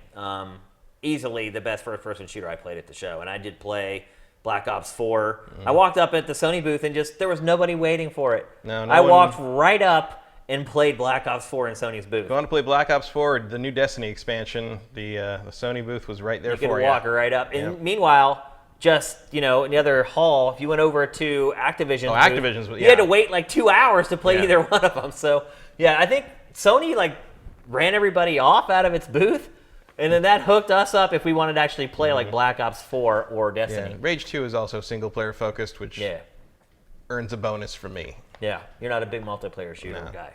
All right, let's move on to Best Indie Game of E3 2018. Matt, what was your pick?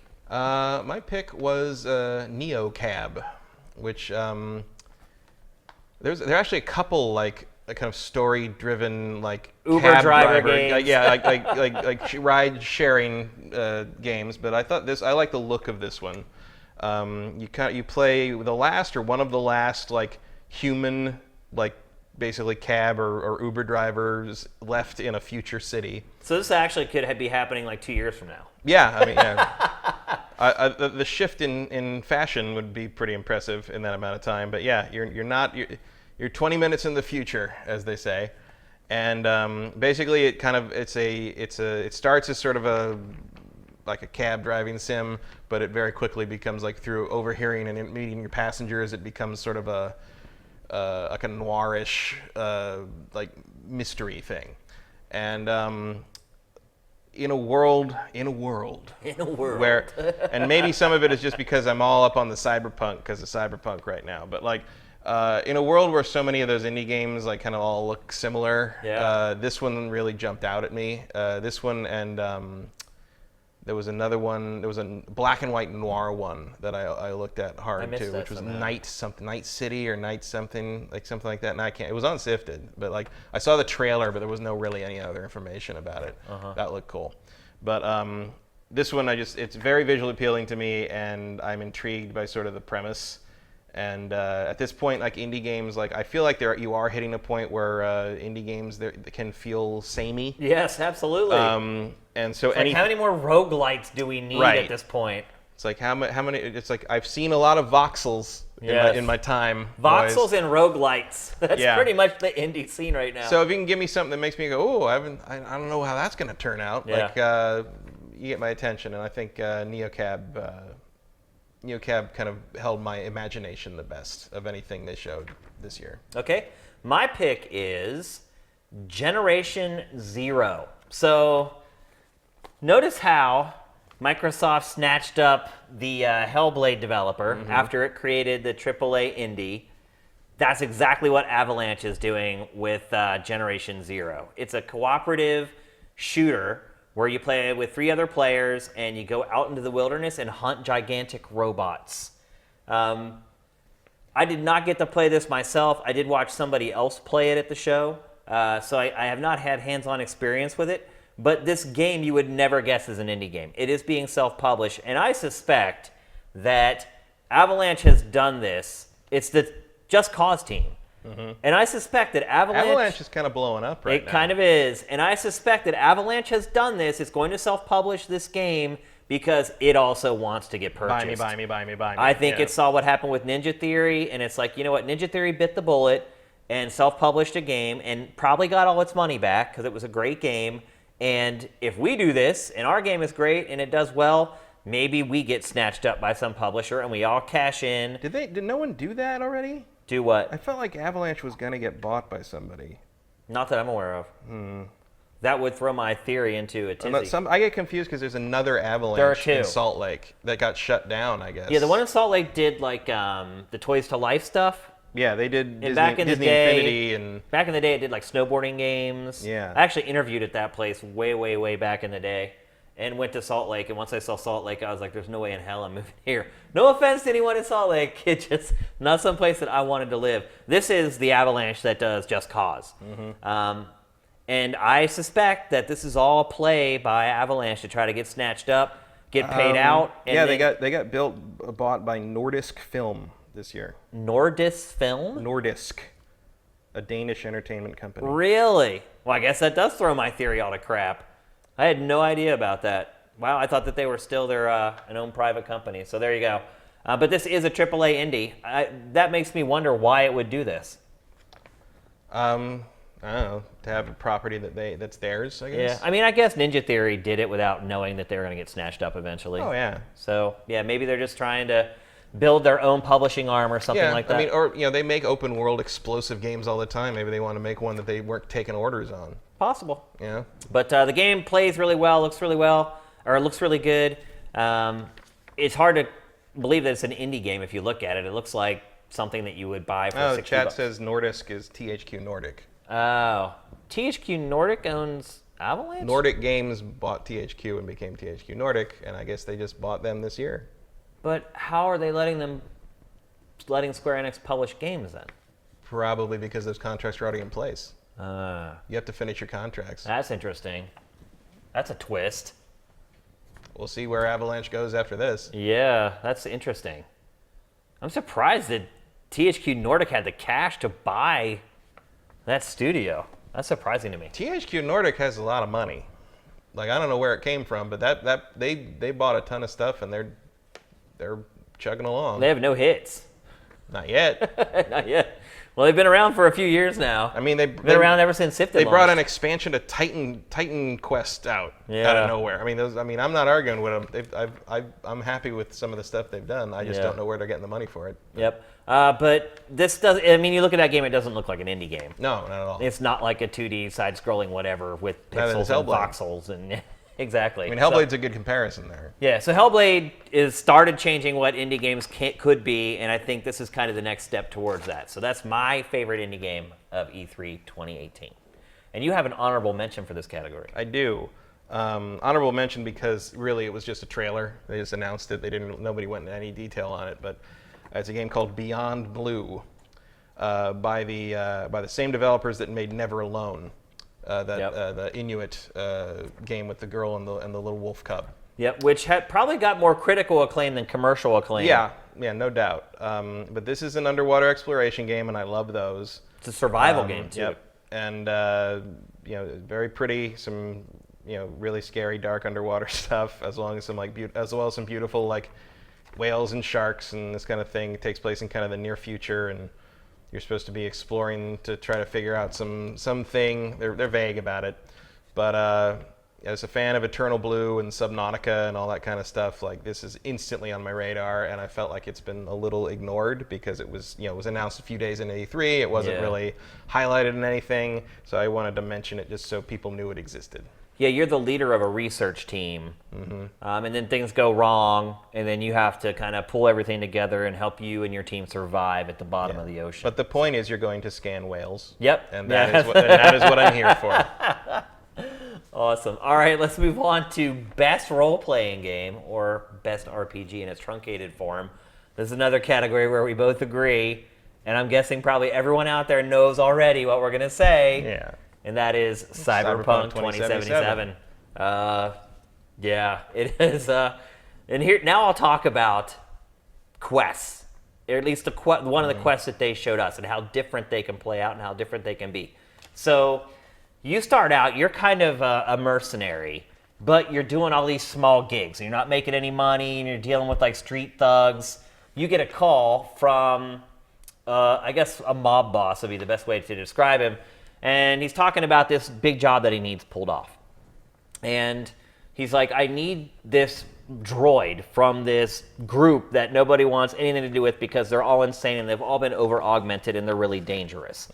But he tells you need to go talk to, essentially, the authorities because they can get you into their location and can get you the funds that you need in order to buy this robot, this droid.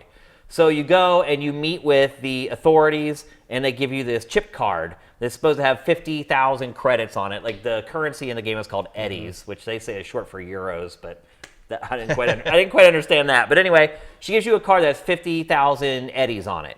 And so you go, and part of the demo is you making the trek over to meet these guys, and that's where you kind of get to see the Grand Theft Auto type stuff as far as driving the cars and driving through the city and the open world and all that. And then you get there, and you infiltrate this group's hideout.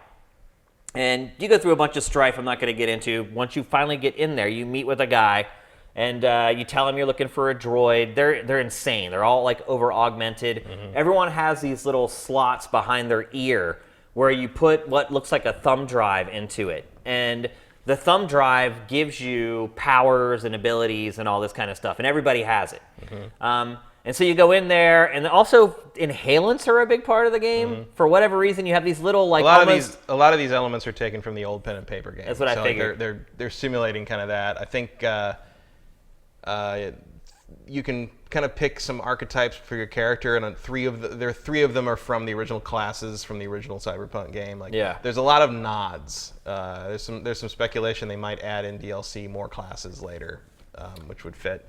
But yeah, some of it, I'm interested to see kind of in the end how they update a lot of how because a lot of the stuff in the old 80s Cyberpunk pen and paper RPG is sort of behind our tech now. So like, crazy. We'll see how they kind of modernize that a little bit. But some of like the inhalants and stuff. Are just they're almost like an asthma inhaler, and you use those, and that will like affect your vision and all kinds of other stuff. And like he gives you one of those, and you're kind of getting comfortable like hanging out with this guy, and then everybody else kind of comes in, and like the leader comes in, and he's like, what are these people doing here? And you explain you're trying to buy a droid, and you have 50,000 credits or whatever. After some persuasion, you finally convince him to accept the payment for the droid, and you give him the card that the authorities gave you. He takes the card to check how much money is in it, and you've been set up. The authorities have put essentially a virus on the card, so that when this group plugs it into their machine, it hacks all their shit. Yeah, it kills one of them. And then everything just goes haywire. And it just turns into this crazy battle. So after they finished the demo, they explained that there are like 4 or 5 different ways you can approach it. Like, you could use your own money. You can decline the card from the authorities if you want, and you can just use your own money that you've already earned in the game and go buy it. You can take the card from them. You can go there and you can tell the guy, hey, this card is hacked. When you put it in, it's going to hack your stuff, and then you will join up with them, and you two go after the authorities then. There's all these different scenarios of how you can handle everything. And that, to me, since we're talking about best RPG, I thought that was probably the best example to bring up of how it is an RPG. Yeah, that and the, I mean, obviously the various like there's the scene in the where you go to the upgrade doctor. Yeah. He takes your eye out. Yep. and gives you like a crazy zoom vision. Yeah, but like when he take like you see. Like when he takes the eye out, like the perspective of the game goes with the eye. Yeah, and it's like, it shows you what would happen if somebody took your eyeball out. a little out of body action. The whole game is just it was an hour of stuff like that, Matt, where it was just one thing after another, where you're just like, what? No freaking way. I mean, that's how CD Projekt Red rolls. The Witcher 3 demos were like that. They're very long. I think like 2 years before Witcher 3 came out, I think the demo was like an hour long, 40 to 60 minutes long, and they went through a whole hunting quest and did all that. Yeah, I mean, there's no question they are on the cutting edge of what it means to present RPG content in a way that no one else is doing it. Yeah, no other RPG at E3 was even close. This game won this category running away. Like, what would be down. other? I mean, there's not even my head. There's Destiny 2. I mean, there's some JRPGs that were there. Does Kingdom Hearts count? I mean, Shadow of the Tomb Raider is an action RPG. Yeah, it's an action RPG. But what isn't an action RPG at this point? Almost it's becoming just the genre of video games. I mean, it really is. Kingdom Hearts, in some ways, is an action RPG. Oh yeah, no, it's definitely an action RPG. So, yeah, there was some competition, but not really. Let's move on to best VR game. Boy, VR is looking a little light on the rough. ground this year. Oh, I mean, boy. stuff's still coming. Yeah. But like when it comes down to like pick the best thing, you're like you're tempted to just bunt and say Beat Saber, Yeah. which is already out. There just wasn't much VR there. It's like the last few E3s, pretty much every publisher would have a little section outside of their booths where they'd have like a roped off area where people could try whatever they were working on for VR. And they had it out there, so it would get people to come into the booth. They'd walk up and see somebody doing the VR thing and be like, oh, that's cool, and then stumble into the booth. That's all gone. Right. There's none of that at E3 anymore. There was hardly any VR at E3, period. Like, if you walked into Bethesda's certainly not on the booth, floor. Yeah, if you walked to the Bethesda's booth, Bethesda supported VR at E3 extensively. And it had the same setup it has always had. Those weird, like, almost sliding glass door, like columns or whatever. Which were VR rooms. Right. Previously. And they are still. Yeah. But there's nobody in there. Like, just no one cares. But if you want to go into the Fallout rooms, that's a line. Yeah.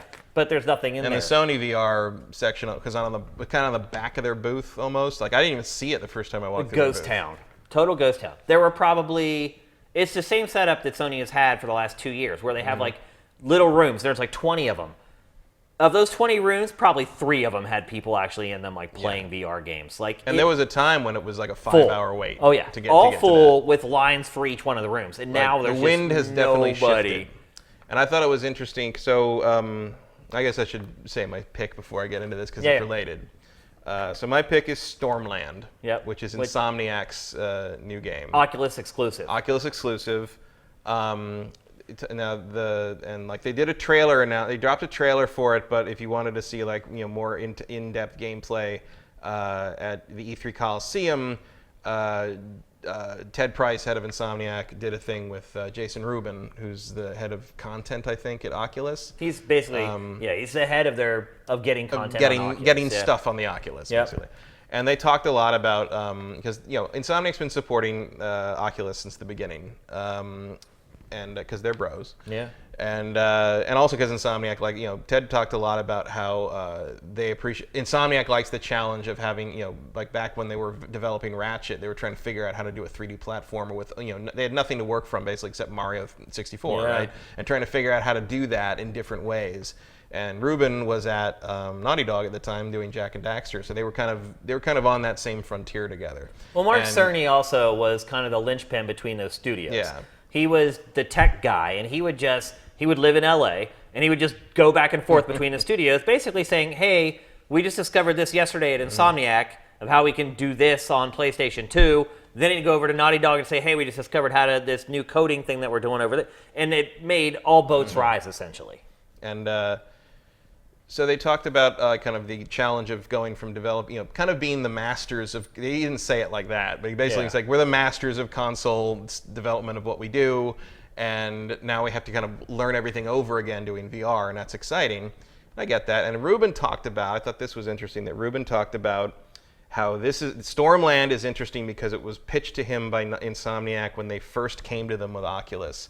And Ruben said to them, that's awesome. There's no way you can do that first. Like it's you know, it's going to take you a long time to make, and we need stuff now. So this is sort of the culmination of a 3-year development cycle. And Ruben was talking about how it's cool that you know, now we're starting to see stuff that has been in, you know, as opposed to the kind of the shorter experiences that were there for launch that took a year, and then the second wave of like stuff that took more like 2 years. Now you're seeing the stuff people have been working on for 3 years. Because a lot of people like kind of tiered projects, I guess. And this is a full open world adventure game where you play as this android that play as Wally. Yeah, Wally with legs, and his job, he's a gardener in this world where he's supposed to take care of you know, the plants and stuff. But like you end up having to venture into these Stormlands where.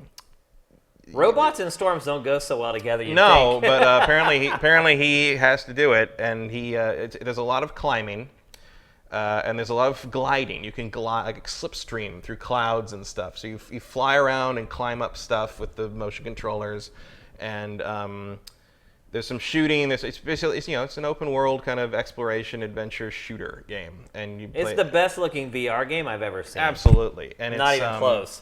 And it's the kind of game I would play if it wasn't VR. Absolutely. You know, so I'm kind of more interested in that regard. The thing that I thought of when I was watching that little presentation was when he was talking about how it's a 3-year game. So has anyone started a 3-year game this year? What did he say? I mean, I didn't ask him. I was watching it. Oh, okay. I thought maybe somebody. But I thought when I was thinking it because of how like I'm guessing no. I'm thinking like I'm wondering if Insomniac has another 3-year game in the cycle here, and I'm wondering if the answer is maybe not. I mean, Insomniac's last 2 games for Oculus didn't do squat. So you can see here, there's the gliding, and you know, in it doesn't look too exciting here, but in VR it's pretty great. I'm sure. It'd make me barf. You have stuff like your inventory. So all your inventory stuff is on your belt, so you have to like kind of reach down and grab it. There's a really cool thing at the end of one of the gameplay trailers where somebody throws a grenade at you and you catch it and like sling it back at them. And I'm like, that's awesome. For VR, absolutely. For VR, that's great. That's a cool, because that's an actual test of your hand and reflexes. Yeah. You can play co-op with someone. They were talking about how with the motion stuff, it's interesting because. You can, if you're playing with someone you know well, if you're playing like a friend of yours, you can tell who it is because of how they move. Wow. And how he was like, I know Jason, I know he walks a certain way, and I know he turns his head a certain way, and I see that in his Android when we're playing together. I can tell who it is. And I'm like, that's a cool thing. And there's a whole thing about like they're going to keep updating it, and there'll be new challenges. Like it seems like kind of like almost like a living MMO kind of, you know, post game like Destiny, where it's like go back to the places you've been, but there's new challenges and new things to do, and you get better loot or whatever. I mean, it's not going to set the world on fire, probably. Nothing does. But in terms of something that would actually make me drag the headset out and put it on again, like this felt like something that could do that. Okay, my pick is Astrobot Rescue Mission. I was very thankful that nobody was in the PlayStation VR area in Sony's booth. I was able to walk right up and play this game. For those of you who don't know, this is the full game based upon Playroom VR, which is a free demo you can still download if you have PlayStation one demo VR. in it. If there was one thing they were going to make into a full game out of that, This is it. And they did. And it's even better than that mini game was on at the launch of PlayStation VR. That mini game is still one of the best things I've ever played in VR. When people come over to check out my PlayStation VR, it is what I put in my drive or what I boot up. It's actually a digital game. And people freak out because I think one thing is nobody gets sick playing it because essentially the camera is still sort of floating there. You're just kind of planted in the middle of the world, and then everything is displayed in relation to where you are. And it literally feels like you are in this world. And the game before was very simple. The levels were really small. You didn't have to move around too much. This one, the worlds are just like any regular 3D platformer, but you're still getting that crazy immersion of VR from it. And, I'm a big 3D platformer guy. It's a no-brainer for me to pick as best VR game. I have a feeling this will end up being probably the best-selling VR game for PlayStation VR, save for maybe Resident Evil, 7, which, it's not just a VR game. This, I don't know if you could even play this if it's not in VR. But I had a ton of fun playing it. The demo was great. The immersion was great. It is advanced over the Playroom VR demo. You can use the Move controllers. Back then, it's like they didn't even incorporate the Move controllers into PlayStation VR yet. So it is advanced a little bit over that demo, far more robust. They said it's at least like 12 hours long, so it's a big, beefy game. I was really impressed with it. So, and then I actually have an honorable mention for this one. And my honorable mention for best VR game is Creed Rise to Glory. If you guys have watched GameFace for any amount of time, or Invisible Walls, or followed me at all, you know that I'm a huge Punch-Out guy. And this is basically Punch-Out for VR. Matt had mentioned before we recorded today that he's not a fan of the art style, and I would agree with that. I think they could do a better job of making the characters a little more distinctive. But what really hooked me on this game is the gameplay. What really impressed me about the gameplay was that they were using the Move controllers on PlayStation VR to demo this, and you still had that great one-to-one control with the Move controllers and your punches. The other part of it, too, is that it is an insane workout. You have to keep your hands up at all times. And people may not realize, people may say, oh, you got to keep your hands up. Keeping your hands up is hard. You get tired really quickly. And the action, I was sweating when I was done with this. I actually walked by, and it kind of caught out of the corner of my eye. I was like, oh my gosh, one, it's a VR game. Two, it was a VR game that had a line like going all the way outside of the booth. And I was like, okay, what's up with this thing? This seemed to be one of the only VR games at the show that made any kind of waves. Yep. And I kind of sauntered up, and one of the developers noticed I had a media badge, and he just grabbed me and kicked I felt bad. He kicked like somebody out and let me start playing it. And I was really, really impressed with it. The feeling of the punches coming at you, you do not want to get hit by the punches. Like, you seriously are scared. You're like, oh my gosh, it's going to break my nose. So the immersion is great. The one-to-one controls, even with PlayStation VR, which is not one of its strengths, was great. So I can't even imagine what this is going to be like on Vive or Oculus, where you have like the touch controllers or whatever, where it's just deadly accurate. And so, yeah, I'm a big fan of Punch-Out. This is kind of like Punch-Out VR to me. I had a ton of fun with it. Got a workout. I'm actually kind of looking for VR games that I can get a workout out of. This is definitely one of them. So, yeah, I just wanted to mention that for those of you who still have PlayStation VR. You're like, man, I'm not doing anything with this. It's a great option if you're looking to get a workout or if you're just really into sports or boxing games. So, and there aren't too many boxing games anymore. There aren't, especially for VR. So, yeah, I highly recommend it. You check it out. Let's see. Next is Best Action Adventure, the industry's dying genre. These are the games that are left that have not moved over to action RPGs yet. Yeah, and I mean, even my pick might be edge. It is getting edgy, yeah. So what is your pick? So my pick is Marvel Spider-Man. Yep. One of the last true action adventure games left. And I mean, we'll see. I mean, there's probably some upgrading and some skill learning and some, slippery slope. But nobody's popping XP out of their heads when you punch them yet, so I think we're safe. I mean, I've talked about this game kind of ad nauseum for a year. It's Spider-Man. I like Spider-Man. I love comic books and superhero open world stuff. It looks great. You already said a lot of the main positives about it in your up-down. It looks even better this year. I'm impressed by how many damn villains are in the thing. Like, and they say there's still more to come. Like, they haven't shown everything. A lot of people thought like the whole game was spoiled. Oh, no. Here's a lot of people were complaining that like the raft breakout, they thought that was like, why did you show us the end of the game? It's like, I promise you, that is the tutorial. That is the beginning of the game. Like, I promise you, because that's taken it's taken directly from Brian Michael Bendis's New Avengers comic. It's the first issue. It's the very first thing that happens. Electro is paid to break out Sauron, actually, of all characters, out of the raft, and he frees everybody to do it, so the chaos lets them escape. In that, he's actually paid to do it by Elektra, who's disguised as a Skrull. I'm pretty sure that's not what's happening here, because Elektra would be a totally different license.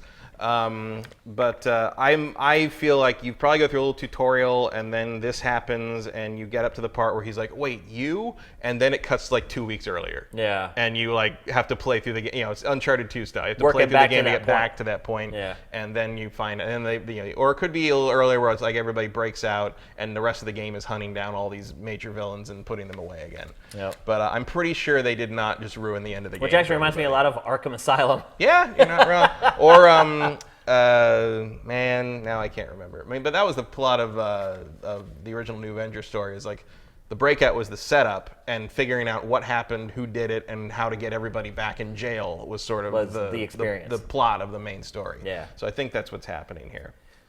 But yeah, it wasn't an up or down for me because I was super excited, and I'm still super excited, and it's right around the corner. It looks great, and we got to see open world stuff really kind of played by a non-experienced demo. You know, we'd seen it played by Insomniac people. Yeah. We hadn't seen it. You know, I watched plenty of just random people playing it on the floor, and it makes you look good. It does. But you can tell people are doing whatever they want. They're playing it freely. Yeah. It's not a scripted web slinging thing. It's all there. There's some skill-driven stuff to it. I mean, you're not gonna struggle to get through it, I think, but you can definitely get better at it. Oh, absolutely. And swing around and make yourself look cool and feel more like Spider-Man the more you adjust to the system. Control's really intuitive, too. It's just the R2 trigger is pretty much all you use to swing around. So, yeah, it was mostly just a really good reinforcement of my already positive... Existing positive position on the game. Yep. So. And I picked the only other action-adventure game at E3, and that's the Resident Evil 2 remake. I played a 20-minute, well, I didn't play, I watched a 20-minute demo being played. It starts basically right from the beginning where you come into the mansion. Mm-hmm. And so you get to see several of the iconic scenes from the beginning of Resident Evil 2. But also that 20 minutes gives you a great cross-section of everything. You get plenty of gunplay. There's at least like 10 or 15 zombies that you get to fight. There's puzzle solving. There's clues. There's herbs. There's typewriters. I mean, they still have typewriters for saving in the game. Who's going to even know what those are? I know. Wait until some of these noobs have to find like a ribbon so they can save. Ink ribbons. Talk about YouTube React videos when these people realize that they have to find something to save their game. That's going to be like one of like the trivia points and like the Did You Know game. It's like, did you know that people actually typed on these things in the past before? It's like that'll be like a trivia point where like, can you believe that people used to listen to records? Yeah. The other thing I would say too is that lighting is probably the biggest change to this remake, other than the polygonal graphics that look freaking amazing.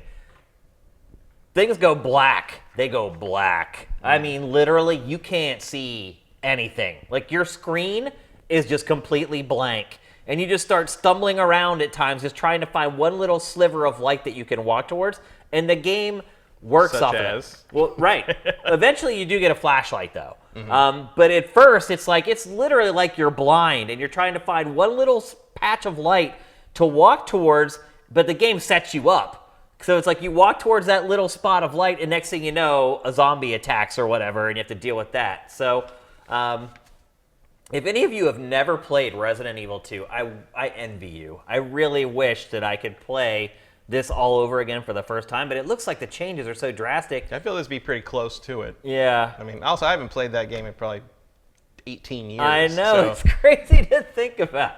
So I'm really, really excited for this game. For me, it was the easy pick for action-adventure. I am, again, RE4 is my favorite Resident Evil. This plays like RE4. None of that Resident Evil 5 or Resident Evil 6 business. coming up in this. I was worried. You're I was probably like, not going to be punching boulders into shards in this one. Definitely not. I think it was a smart decision by Capcom, and I'm very happy with it. This is exactly, I think, how they should have gone about it. Yep. I'm very happy with what we see.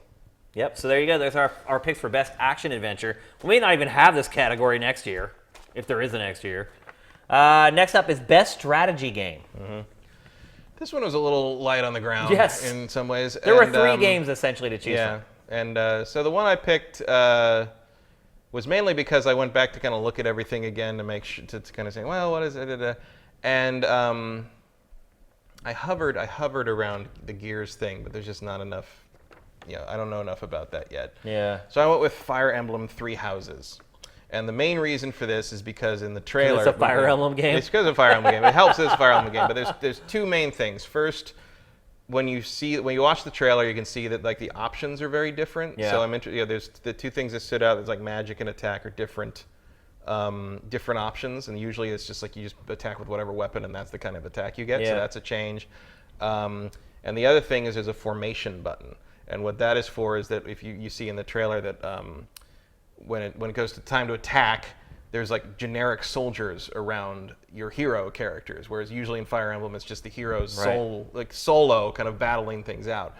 And you see them kind of ordering their soldiers forward in formation and stuff, like to like weaken the other side, and then they go in, the generals kind of go in and fight. Right. And that is straight out of Dragon Force, which Yeah. is one of my favorite Saturn games, one of my favorite games of all time, period.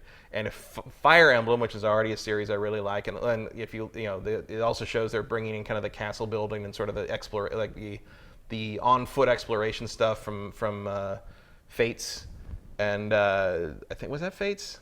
Or was it Shadows the of skirmishes in Ni no Kuni 2 are kind of like this too. Yeah, Where yeah, you a have your little little bit. armies and you set the formation. You have to be strategic about which guys you put in the front of your formation Yeah. and which guys are in the back. But this is like the old Dragon Force. If you like look up videos of it, where like you've got your main guy and they go charge, and like all these guys, and it's like a paper rock scissors thing where like dragons beat everybody actually. Archers beat soldiers, cavalry beats archers, that kind of thing. Yeah. And then at the end, like the 2 generals sort of have a like turn-based showdown.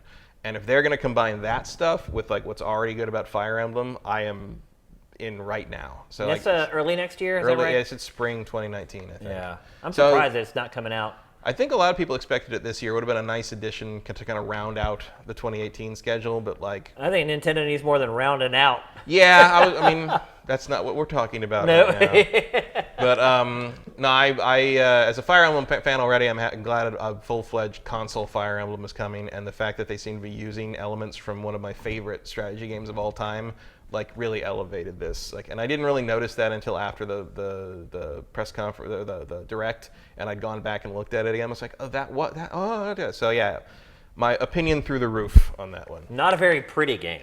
No, not pretty at all. But Fire I think Emblem. I might be Look, being a little nice and I saying that. feel like Fire Emblem lost something in the transition to polygonal graphics that it's never getting back. Yeah. So technically, that game is pretty ugly. Yeah. Some of those ground textures, man, look like I don't Dreamcast disagree, quality. but I also played Dragon Force over again recently, and it's those like, games really aren't they about don't the need to look visuals, though. that great, Does it really yeah. matter? no. If there's a genre where graphics matter the least, that's one of them. Yeah, I mean, if you want, it's a nice bonus. Yeah. But like, and yeah, I'm a little like the visual look is a little subpar for the. I mean, it's like when I feel the same way kind of about Pokemon. It's like when you took like Mario from the last system to this system, it looks like Odyssey. When you took Zelda from the last system to this system, it looks like Breath of the Wild. When you take Pokemon and Fire Emblem, they just sort of look like remasters. It looks like they could be games that were like for the original Wii, and they're just like, hey, we got these kicking around. Yeah. Like, hey, we got better filters now, right? Yeah. Just put some anisotropic on it and call it a day. No, I was definitely of the strategy games, and it was slim pickings this year. Of the strategy games that we saw at E3, that's the one that I really want to play the most because of that Dragon Force connection. And maybe that's just me imagining things and hoping it's going to be more robust than it really is.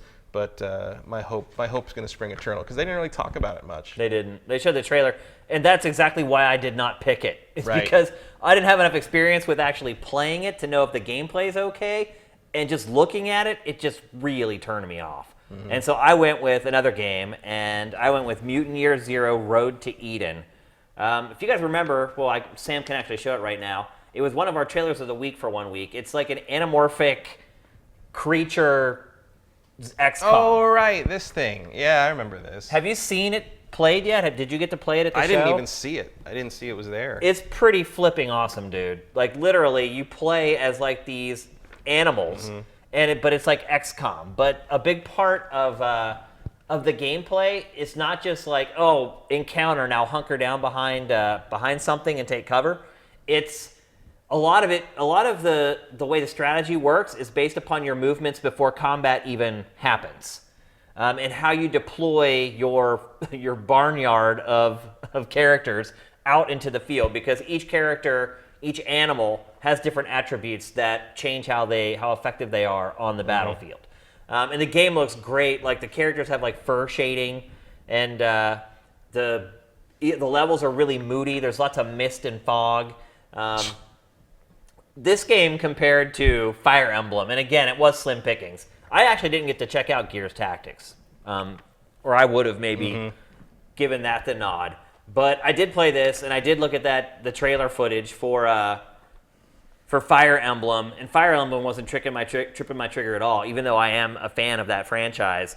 And having a chance to actually play this at the show, in addition to having seen this trailer before, to me it was probably the most furthest along game in the strategy genre at the show. Because Gears seemed real early. I didn't even get to see it. I didn't see it. Oh, I don't think it may not even have been I don't think it was. I think it was okay. just that trailer. Because you were saying, like, it sounded like you said you had saw it somewhere. And No, I did not see it. I just meant like when I was trying to come up with something. I was got you, thinking got you. about Gears, but like it wasn't. Well, in that case, this was also the only playable strategy game in the Not a lot. So it wins by default. I'm sure no, there was some one other indie one. stuff we didn't see. Yeah, there's Total War 3 Kingdoms was and there's there. Killer Queen Black. Yeah. Anno But Total War 3 Kingdoms is like, Anno 1880. at this point, like, Creative Assembly is just like putting more lipstick on the same face. You got a formula, stick with it. I mean, look, they do fine with it, but it's hard for me to award a Best of E3 award or even a Game of the Year when you're just like reskinning something we didn't every even have a Vermintide expansion this time. No, and this to me was really unique, really different. I've never seen a strategy game like that before. That's the action game, right? What? Vermintide. That's like the Left 4 Yeah, Dead yeah, game. that's like, yeah. I mean, like there was the strategy, the grand Total War style strategy game, Warhammer 40,000 was a big deal in the Sega booth last year. There's nothing this year. No, yeah, Total War Warhammer is what they're called. Right. But they just put out Total War Warhammer 2 like 3 months ago or something like that. So yeah, they didn't have anything to show.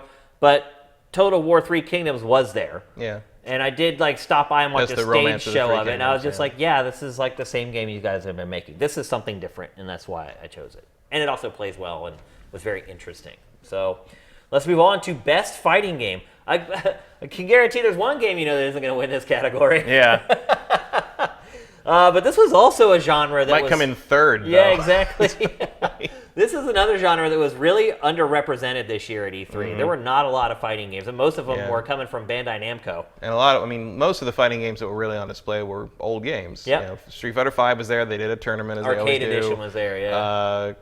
But the cross tag battle, the cross tag game, I can't ever remember, from Arc Systems was there with all the different Blaze Blue and everybody. Yeah. That's already out. Like it was. SNK Heroines was there, I think, but they all just kind of blend together. It wasn't a big fight. Fighter Z or Fighters for Switch. And what was the anime one that was just announced? Jump Force. Yeah. Which look like the visuals on that look okay, but like you think so? For what it is, It just looked like big empty. It's an arena fighter. Yeah, so it's you a have big these big arena open. fighter. You gotta have it just big looks buildings. so empty. Well, that's the whole. I mean, that's what those games are. It's like Gundam Versus. I've discovered I'm not a big arena battler fan.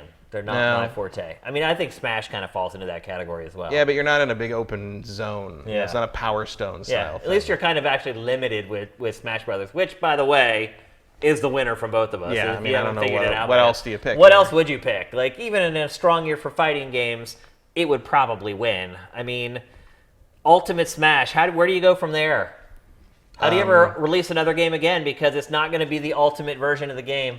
Probably like Rebirth. Super Smash Brothers Rebirth. Or like, re:"birth, like as they do in Japan. I'm not a big Smash guy.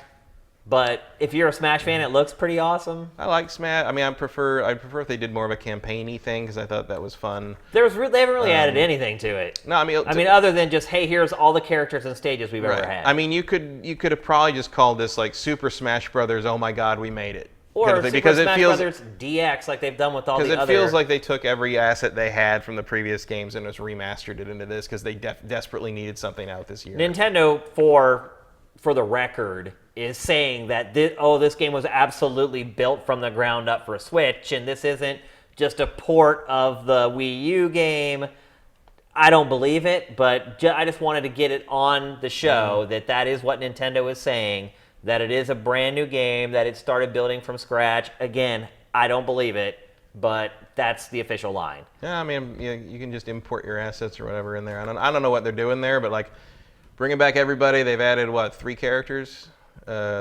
Inkling, Ridley, and Daisy, who's an Echo character. Right, which is their word for clone. I mean, okay, those 3 are, big requests. I mean, people wanting Ridley in the game since Melee. And I love this, like, oh, Ridley's too big. We can't put Ridley in. It's too big. And like, it's like, well, how'd you get rid of him? Well, we shrank him. Yeah. It's like, oh, wow. Good. Only took you 15 years to think of that, huh? Good work. So yeah, I think it's probably cool if you just want more Smash and like they're focusing on kind of the competitive thing where every level has like a boring version that you can play tournament style on. But for me, who's just sort of into it for the novelty of seeing the crossover, it's like, oh, everybody I've already seen before. Okay. But as Smash Brothers, it'll play well. It'll be fun. I did want Ridley. I mean, I'm looking forward to that. I mean, I'll take any kind of Metroid you will give me at this point, frankly. And I'm sure there will be new characters. There are tons of tweaks to the game, too. Oh, yeah, they're changing everybody. But there are things that only the hardest of the hardcore Smash fans will ever you can tell in that, like, in the Direct, they in the 25 minutes they spent on it, they they went through a little upgrade thing or a little update thing for every single character. Yeah. And I love, like, some of it was like, we've changed this, and this can, this move works differently, and people wanted this to be this, so it works like this. I'm like, oh, okay, that's cool. And like Olimar, they're like, when he gets hit, his helmet cracks. Yeah. But then it fixes itself. It's like, what? Like, okay. Wasn't there a certain point where, no, maybe it was in the Treehouse demo where Sakurai, is that the guy that makes it? Yeah. He said something like, you shouldn't expect a lot of changes. He said, please don't expect too many new characters. Yeah, or too many new something or other. Yeah. I was just like, that, you don't say that. Like, and I mean, Sony did that too. I mean, oh, that's right, it did. Sean Layden did that too. That was one of his flippant comments. Yeah, don't expect too many surprises. Yeah, smart move. I mean, it's a cool. I feel like it's a good ground they've laid here for this game. I if the last one's any indication, there will be DLC and new characters through that way, and you'll be paying $10 for your pack or whatever. Yeah. So I'm sure that's not the last of what we're gonna get in terms of new.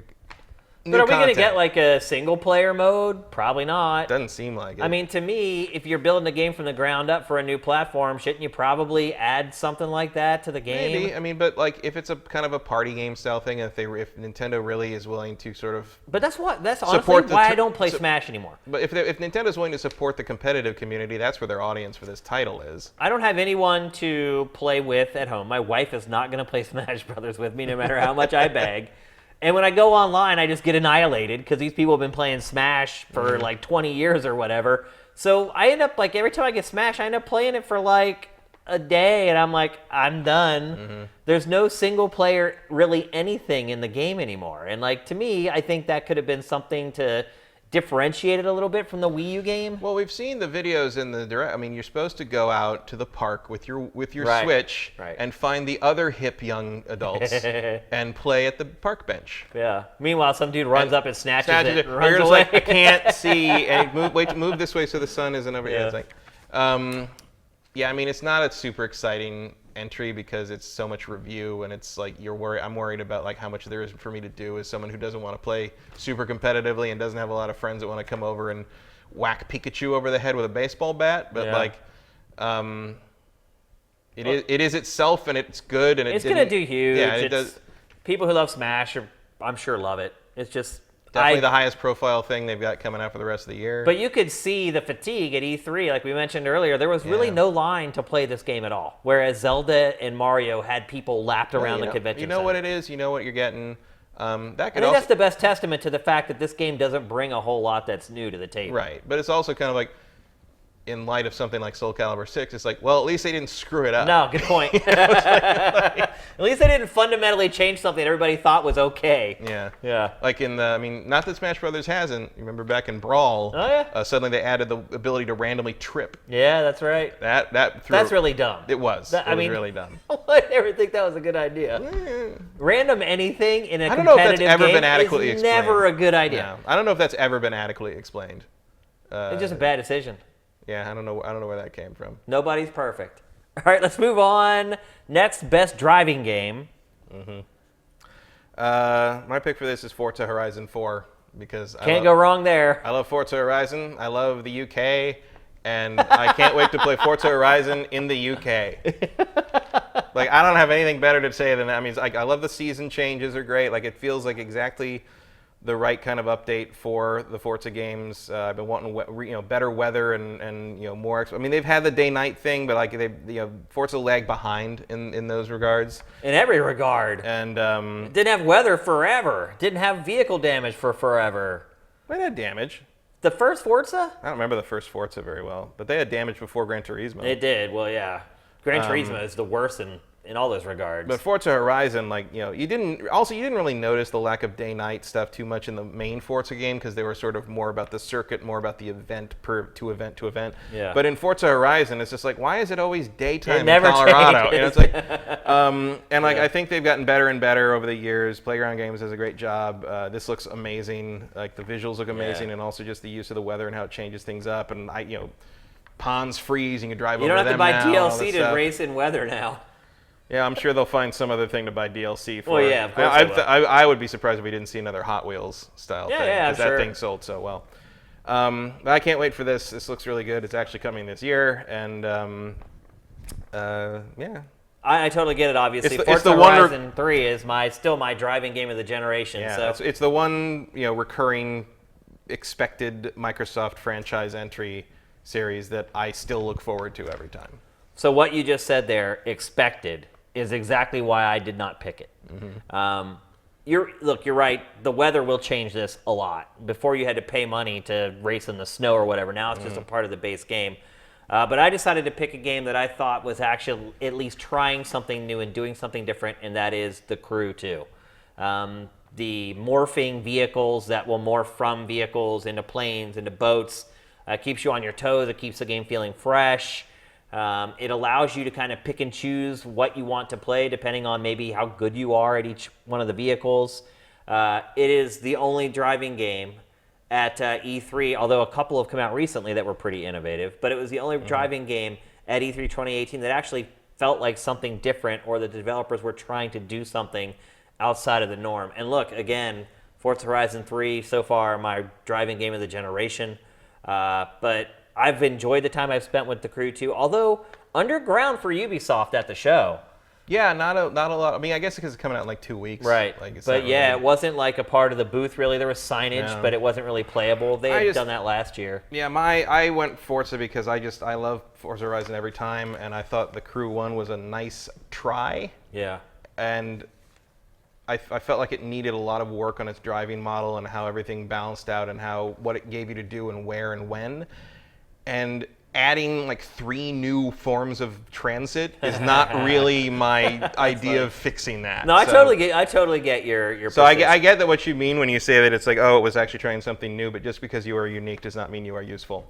And so like I'm in super skeptical wait and see mode on The Crew 2, but I really hope it's good because I like flying planes. Well, I thought The Crew 1 was good but not great. Yeah. And so I would assume that the sequel will be improved. That's not a gimme. That is usually how games work these days, certainly. But that's not a gimme. No, but I wish I'd gotten into that beta. I'm really curious about it, but Forza is such a sure thing to me that like that. It absolutely is. And look, I'll be perfectly honest with you.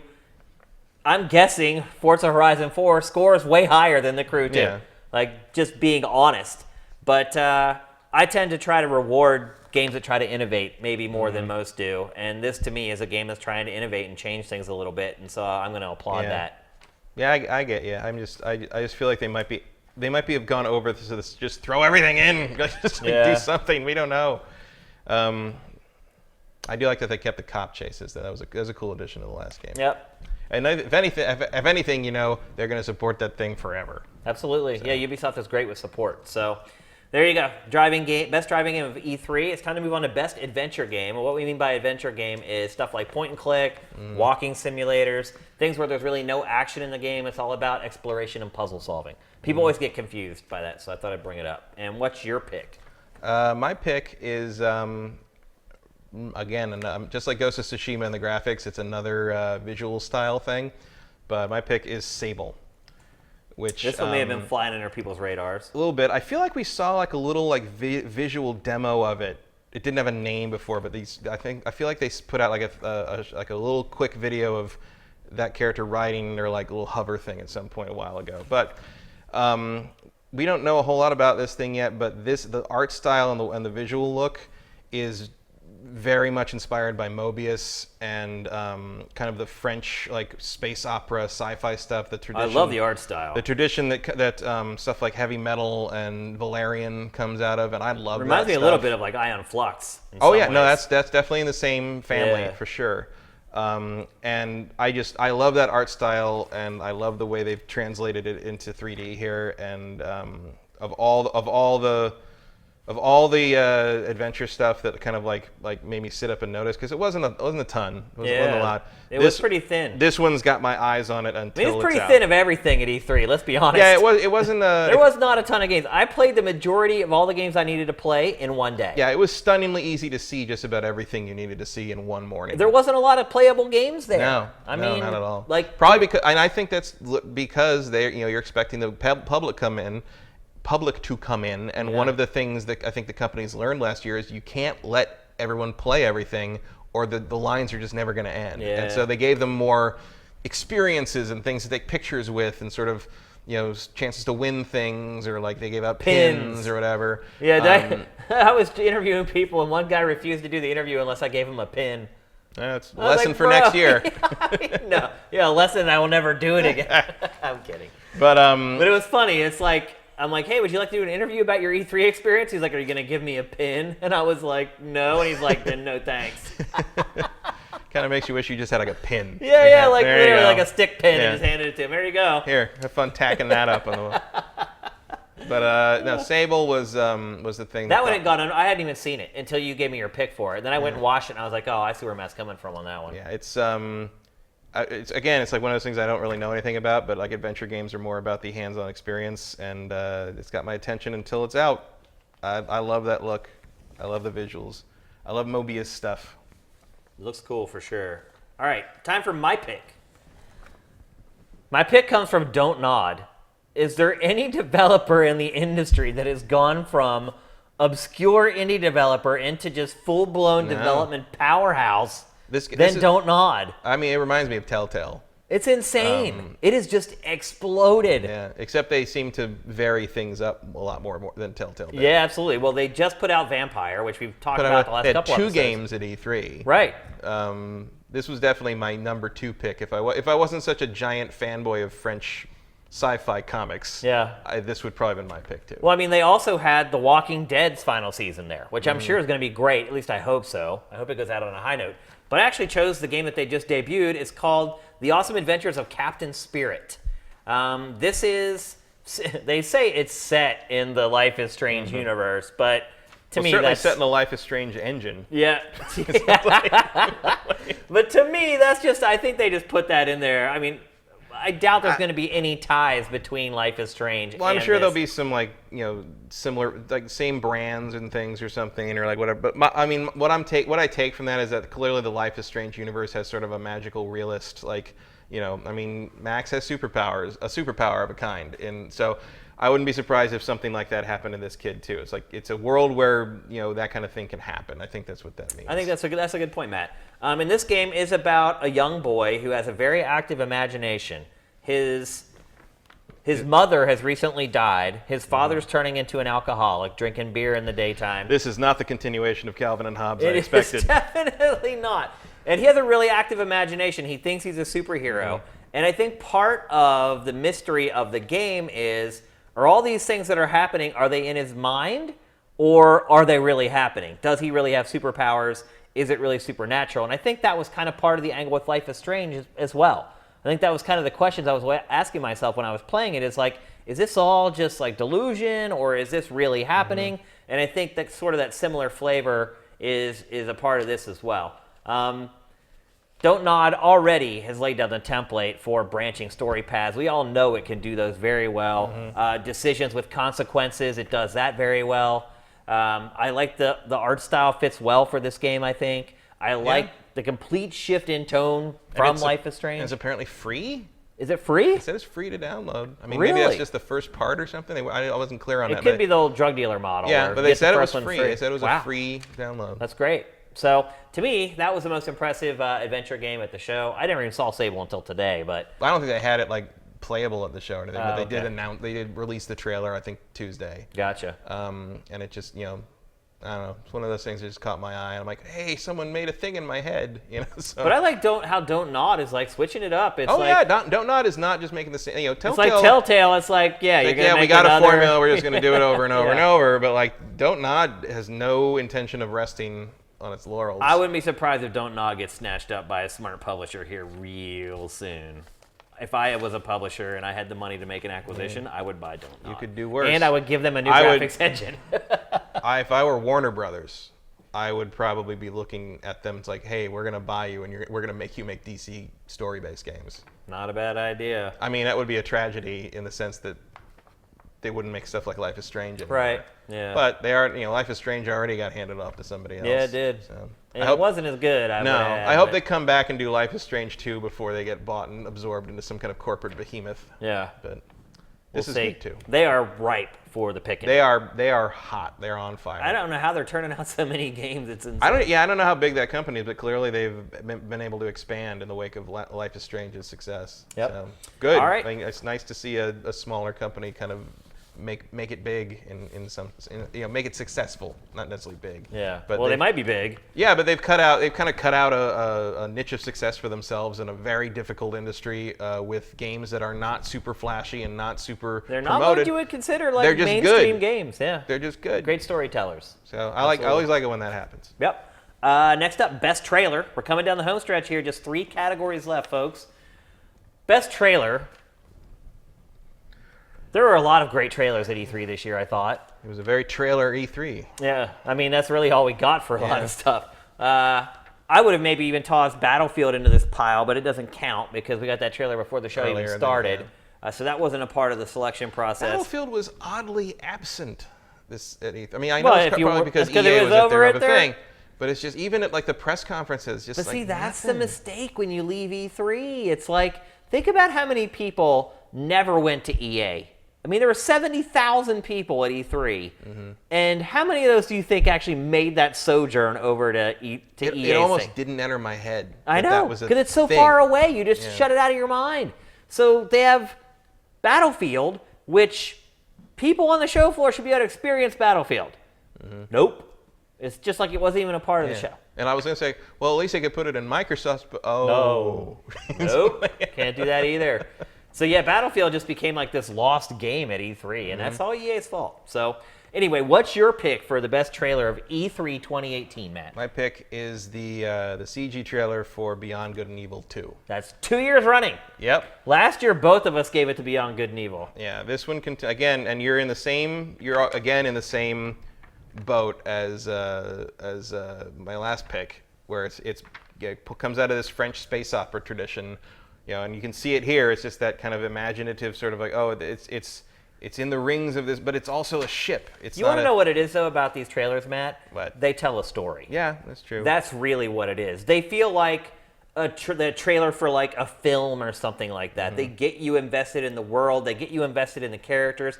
These aren't worrying about like, hey, let's show how the combat works, or hey, let's show how the traversal works. They build a world, and they show you kind of like what you'll be playing in. And they do it really, really well. Yeah. And it helps that this is a return of two Paige and characters Jade. that I love from that first game. Yeah. I don't know how they're going to connect all this up with that first game, but I can't wait to see them do it. Yeah. And I like the new character. All this stuff looks great. Like the kind of the. I wonder who's producing these. I don't know. They're That's a really question. good, whoever's doing maybe them. it's Blur. Blur Studios. They're up These there. trailers are costing a lot of money. Yeah, that's the other reason I like it is because it proves that they're committed to this game. I bet you this trailer probably cost $250,000-$300,000. Yeah, that sounds about right. Yep. Also, like, frankly, I would just watch this movie. Yeah, absolutely. Like, this doesn't even. Absolutely. If you wanted to make just a full-length movie out of this, like, Yep. I would watch that too. Like, I don't even Absolutely. need it to be a game. Yep. But yeah, I was glad to see this come back. I was worried we'd have another year of vanishing beyond good and evil.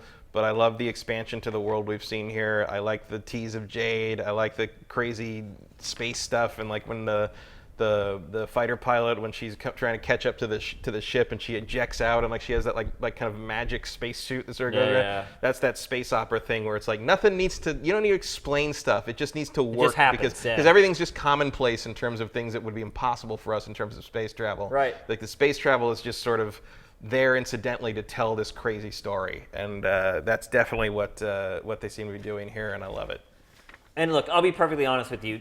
This was the best trailer at E3 2018. Mm-hmm. I just couldn't pick it again 2 years in a row. I didn't even remember I picked it. We both did last year, yeah. Well, I went back to prepare for this and saw our picks from last year. Well, you do your research, and I'm just like, I like the monkey. You know, it's just like there's a difference in approach. I mean, but look, editorially, I probably still should have chosen this trailer because it is the best trailer from E3 2018. Yeah, but I got it covered. But so my this way we get to say two things. Yeah, that's good.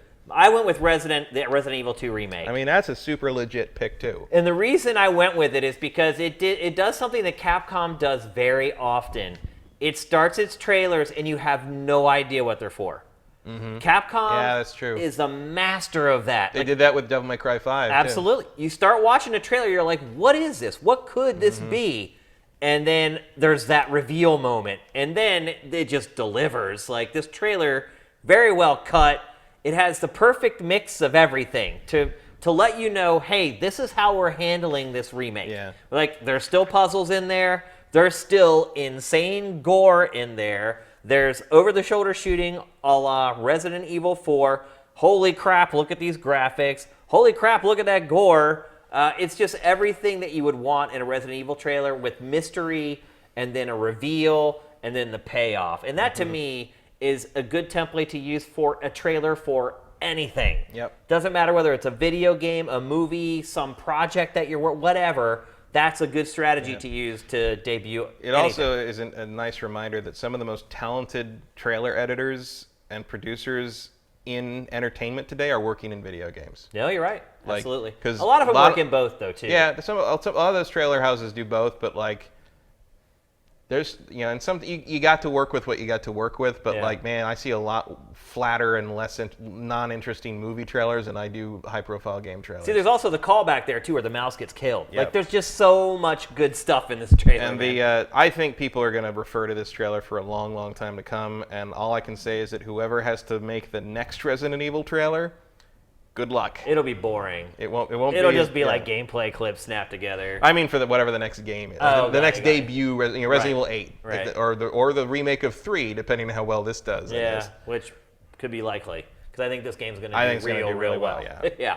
It's in the right place too. Late January is the right place for this game, I think. Yep. I wouldn't mind a Resident Evil 3 remake in that vein. Not at all. Capcom can just keep doing it. I mean, until you get even. Well, 4's already been kind of. 4's already been kind of remastered, and I don't think anybody wants to remake it 5. No, or 6. I mean, you don't really need to. They're already 1080p. Just use it to buy time for Resident Evil 8, whatever that's going to turn out to be. Exactly. And then we have an honorable mention. I think this is an honorable mention for both of us. Yeah. And once again, it's Cyberpunk 2077. Yeah. That's a great That trailer did blow my freaking mind. Like, I never dreamed that's what the game was going to look like. Sam, actually, bring up the old trailer of Cyberpunk, the one where the bullets just flying like past the girl's face. Because this is what we first saw of the game.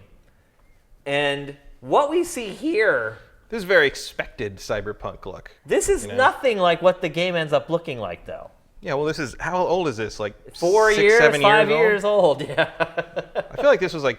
Yeah, right. This was before Witcher 3 came out. This is like 2013 or Absolutely. something. Yeah, it's a long time. So seeing this is what I expected from the game. Well, I mean, also remember, part of this is because the reason this girl is the teaser, and the reason she's the statue they gave out at the event is because she was on the cover of the original RPG, right, of the original book. Yeah. who knows if she's? I mean, the blade things are in the game. I mean, the V, the character you play, definitely can use the blades and hang from the wall and do all this stuff with the scythe blade things. Yeah. But yeah, this is just a flavor teaser basically, and I like that. But that set the tone for me. Like I was like, okay, this is what the game's gonna look like. Yeah. And then they drop the real trailer. Well, the sun also can rise in the game. It turns out. Yeah. So like that's what I like is like it's just like Dayglow though. It's got this really saturated, almost neon look to it. Yeah, but when it becomes, I mean, it's called Night City. There will also be night and neon and all that. It'll be okay. It'll look like this too. There's room for both, and I like that because some cyberpunk is just sort of the Blade Runner like oppressive thing. So everything's dark and everything's dirty and it's always raining and it's always nighttime and stuff. But like when you think about it, like a cyber dystopia needs to have a pretty shiny kind of surface for the sheep to kind of be content. And then when you're the punk in the part of cyberpunk, when you're the punk, that's when you see the underbelly and you see the dark stuff underneath, and you walk the street when all the sane people are inside and stuff. And I love that they doubled down on kind of that bright surface tension of the world. I think that's really cool. The other thing I would say too is that now that I've seen a demo of the game, this trailer does a great job of encapsulating the game. Actually, that robot they just showed, that's the robot I was talking about before. That's the one that you have to go and buy, that little like mini bot or whatever. But now that I've seen the game being played, this is a great cross-section of what the game is like. And I just wish it was sooner. They just showed him pulling out the eyeball right there. Did you see that? It's funny watching this now, like seeing all these really all the bits, quick cuts. A great trailer, and probably any other E3, it probably would have won trailer of the show. Yeah, that is a really, really good trailer. Now more so that I mean, it's up there, but it's just like, man, I can't wait for Beyond Good and Evil 2. Like it's just Beyond Good and Evil 2. I mean that's a tone poem trailer basically, whereas Beyond Good and Evil 2 told a really good story and kind of like really expanded on what we already knew about it. And not to say Cyberpunk didn't, but it's just like I would have watched another 20 minutes of that Beyond Good and Evil 2. Oh, I'd have watched like 2 hours of it. Sure. And absolutely. It had to be my pick for that. All right. Here we go, folks. It's time for... Actually, it's not yet. Yeah, biggest surprise is next before Game of Show. So here we go. For biggest surprise, first thing I would say is there were no damn surprises. Not too many. No. Everything was leaked out beforehand, and some stuff was leaked out that actually never even did show up. I think we picked good ones, though. I think we did. Although for some reason you go first on this one. Okay, that's fun. I'll switch it up. You switched it around. So my pick for biggest surprise is, and I'm probably saying this wrong, Sekiro, Shadows Die Twice. And the reason this is surprising to me is because it's really nothing like a From Software game. It has a jump button. Well, it is like a From Software game. It's just not like a Souls game. Right. Yeah, it's not a Souls game, really, at all. It's a straight, like we were saying, a dying genre. It's a straight action adventure game. It is, yeah. It's really closer to Tenchu than anything. Yeah, because you have a grapple hook. Yeah. Well, they said in the interviews, like, they originally started thinking about making a Tenchu game, and they decided that Tenchu had been iterated on so much by other studios, they'd rather just, like, make their own thing. Yeah, there's been several others had made. There's been a bunch of Tenchu games. I can't... Wait, Tenchu games or Tenchu. Clones? Tenchu. Oh, okay. There's been like 8 Tenchu games, and only one of them was good. I know. It's so they decided just to make their own thing, and I think that was the wiser choice. It's just I think it's surprising, and not surprising in a bad way, that like this is not. It's not a Souls game. There's no HP. There's no souls. There's no upgrading. There's no weapons to find. There's no loot. There's no armor. It's like you are him, and you are Sekiro, and you have your abilities, and you are fighting stuff. I will say this, not a great-looking game. No, it's not. The textures in this game look really bad. It ain't. I don't know if this is From Software's A team or not, to be honest with you. It is? It is. It's the people that made Dark Souls 3, as I understand it, which is the A team. Why does it not look that good graphically? I don't know. Maybe they're trying to do other stuff under the hood. I wouldn't. Possible. I don't know enough technical stuff to know that for sure, but... Again, graphics aren't everything. But big surprise, 1, because it's not a Souls game, 2, because it's not Bloodborne 2, 3, because it's not even Souls-like. Right. It's just a hack and slash action-adventure game. There's a slight art style similarity, I think. I think the monster... you can see that these guys came from... Yeah, you can see from the Dark Souls artists, maybe. Yeah. Like, they're in there a little bit. Yeah, I'd agree with that. Some of the tone of it maybe a little bit. But I'm really intrigued by it. I like, the fact that... the sword hits are basically lethal, and the combat is more about creating an opening It's and still like getting high-risk that lethal combat, hit. yeah.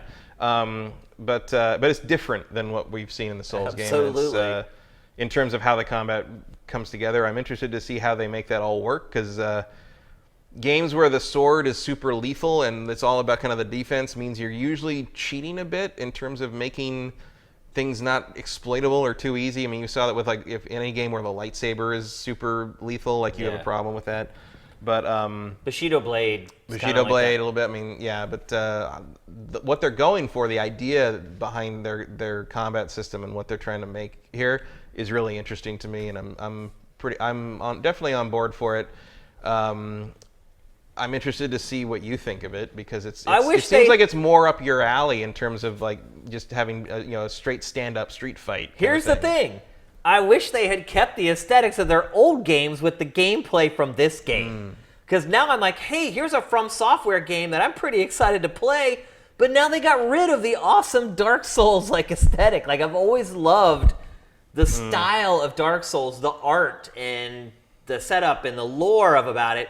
I just don't like having to play the same fight over and over again, and the weird save system and all that. Well, now I'm interested in this game. I'm interested to see if it might not be more challenging than the Souls games. It's possible, because the thing about what they're doing here is it means they know exactly what you can do and what you're capable of in every situation, because the character isn't customizable. No, you're right. So they could throw some really gnarly stuff at you. Well, whereas like in Dark Souls, you always have to kind of hedge your bet on, like, if you haven't like upgraded all your strength, you can't have the people that went magic like die here and never be able to get through it. Now you will know what the max power of the player will be. Yeah, this will be a really at all times really strong and no multiplayer. No, I appreciate this bold. It's a bold choice to kind of break away from this thing that's been their success for almost 10 years. Been a cash cow for them, yeah. And but I'm into it. I mean.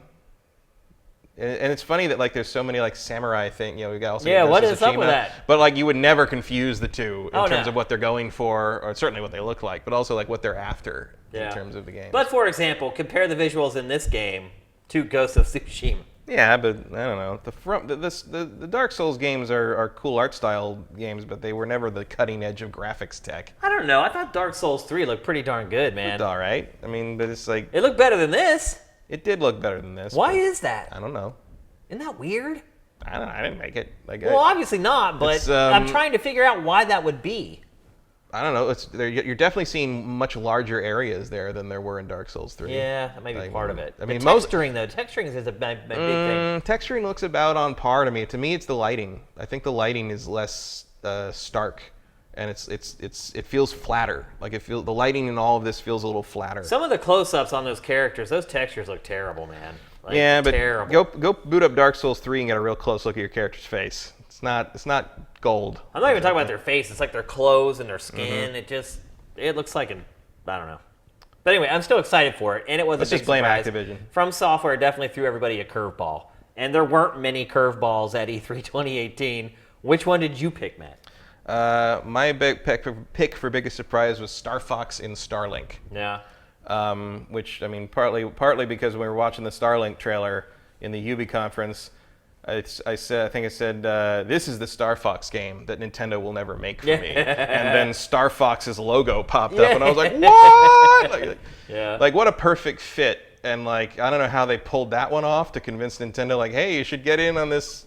Nintendo probably played it and realized it was twice as good as Star Fox Zero. Yeah, maybe. I mean, I played it a little bit on the floor, and like I really liked what it was. Yeah, I was impressed with this game too. Because it's tempting to think it's like some kind of like kiddie sort of my first shooter thing, but no, it's legit. It's kind of like No Man's Sky as an arcade shooter. A little bit, yeah. Where like you're up in the solar system, you can fly down to the planet, you fly around. It's like an open world, and there's like these monster Titan things like dropping like some kind of like reactor things on the ground you got to destroy, and you got to destroy the Titans before they like terraform the planet, kind of thing. There's a lot going on here, and if you like, I'm a big arcade starfighter shooter person, and it's like it's one of those kind of games people just don't make anymore. I don't know how this got made, but I'm not going to argue with it. And Star Fox being in it is a pretty great surprise because it's clearly... It's a Toys to Life game, so you'll also be able to get an R-Wing. Oh, for sure. And all the stuff can be digital only. You don't have to buy a toy at Yeah. all. You never have to buy any physical toys if you don't want to, but they are going to be there for you. I will even if I don't buy the toys, I will buy the R-Wing. The R-Wing, yeah. The R-Wing was on display there, and it looked amazing. And they're big. It'll be interesting to see if Nintendo flags this on YouTube. That's a good question. Yeah. I have a feeling it might. But honestly, I would have been totally fine with that Star Fox Grand Prix thing because I was getting my Star Fox game. Yeah. But then that didn't happen. That didn't happen. But like, if only one of them was going to happen, I'm glad it was this one. Yeah. But yeah, that was a big surprise for me and a nice, pleasant shock. Even though Ubi seems to do like a partnership with Nintendo every year. Yeah, I mean, I didn't. It seems to be like a recurring thing. Well, I predicted that we were going to get something like that, but I sure didn't think it was going to be this. Funny So, anecdote. Awesome. The day after their press conference, when this is unveiled, I'm in the elevator, get to my apartment, it's late, I'm going up the elevator, and these people get on the elevator with me, and they're like, hey, how are you? And I'm like, oh, I'm tired. And they're like, oh, yeah, what have you been up to? And I was like, oh, I was at this crazy game show called E3 all day today. And they're like, oh, you were at E3? And I was like, yeah. And they're like, we work for Ubisoft. And I was like, really? And I'm like, oh, you guys had a great press conference today. I'm like, congratulations on the Star Fox announcement. And they go, we actually work on Starlink. Wow. I didn't know that Ubi had people down there. I didn't either. I didn't even know they had an office in LA. Yeah, I don't know. But I had seen these folks several times. For whatever reason, I can tell when someone's a gamer. But I always thought for whatever reason they worked at Riot. And nope, they work at Ubisoft. It's a pretty good bet if you're in that area of town. Because I live like literally a mile and a half from Riot or whatever. Yeah. And no, they work at Ubisoft on Starlink. So there you go. They were very, very excited about that. They said that they had been waiting quite a while for that announcement to be made. And it was very hard to keep it under their hat. But anyway, yeah, so that's it for Biggest Surprise. And now we have just one category left, Best of Show. We have no trailer of the week this week because this is a special episode. So if you have any questions for us, You've seen plenty of trailers. Yeah, I think you've seen enough of those It's the tonight. trailer show already. Yeah. So if you have any questions for us, get them into the chat right now before we pick our game of the show. And it always helps if you go at Sifted Games. That way we can pluck them out of the chat much easier and get the questions answered as quickly as possible. So, with all that said, it's time for our game of the show for E3 2018. And this is a case where we share the same game, and I have a feeling it's going to be the same game that is shared on every publication all around the world, and that game is Cyberpunk 2077. Not only is this game of the show, this game might be the game of forever. I mean, I'm not even like speaking in hyperbole, Matt. This game literally just blew me the F away. That is the funniest thing about this E3 is how it's like how the internet seems to be accusing everyone who saw Cyberpunk of being hyperbolic. And everyone I know, even the least exaggerating prone people I know are like, that's the most amazing thing I've ever seen. It is like, unreal. Like when you have that kind of like agreement across the board that this is one of the most impressive things that's ever been shown at an E3. Seriously. Like, I don't know what else you need. I mean, it sucks that they won't so far release it for the public. They will eventually. I mean, the demo was crazy polished. They did with The Witcher eventually. Yeah, there was other than some of the pop-in that I saw on some of the buildings, it was just flawless. Mm-hmm. And I mean, there is just crazy stuff going on all over the place. Like, I want to watch that demo like 5 or 6 times over because I kept picking up like these little details of what enemies were doing in the scene, non-playable characters were doing in each scene. It's it's just hard to put into words how many cool things I saw in this game. It's like I described in my E3 diary. It's like The Witcher plus Grand Theft Auto plus Blade Runner. Mm-hmm. That's probably the best way I could describe it. And I think that's a pretty potent concoction there. That's a pretty crazy triple threat. Yeah, it's this game is going to be. And it also, huge. I feel like it's delivering in some ways on the promise Deus Ex was never able to keep. Absolutely, yeah. You know, like this feels like, especially with the quest branching and kind of how that can all change.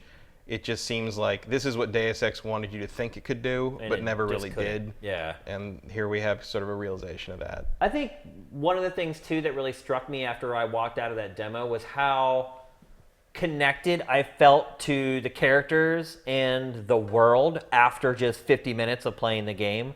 Like, they played as the female character in my demo. Mm-hmm. And by the time that 50 minutes was up, I gave a whole lot of crap about her. and what her aspirations were. Like, I wanted her to pick herself up by her bootstraps instead of being this person who's just doing these side jobs for scumbags. I wanted her to become like this bounty hunter or whatever she ultimately is going to become, just to ascend to something better, because they did such a good job of explaining how her life was and how her day-to-day living was and the people that she was constantly interacting with. And they were just, you felt sorry for her, because it's like she lives in this cramped little space that has just this little portal window that looks out into this amazing possibility CD of a Projekt world. Red is good at misery. It's what you see in The Witcher as well. it just affected me in so many different ways, and then ultimately, it appears to be a great playing first-person shooter, which I'm a big fan of shooters. It just, for me, it just all melted together. And obviously, I love action RPGs, and I love Cyberpunk, and I love Blade Runner. It's like the Shane game.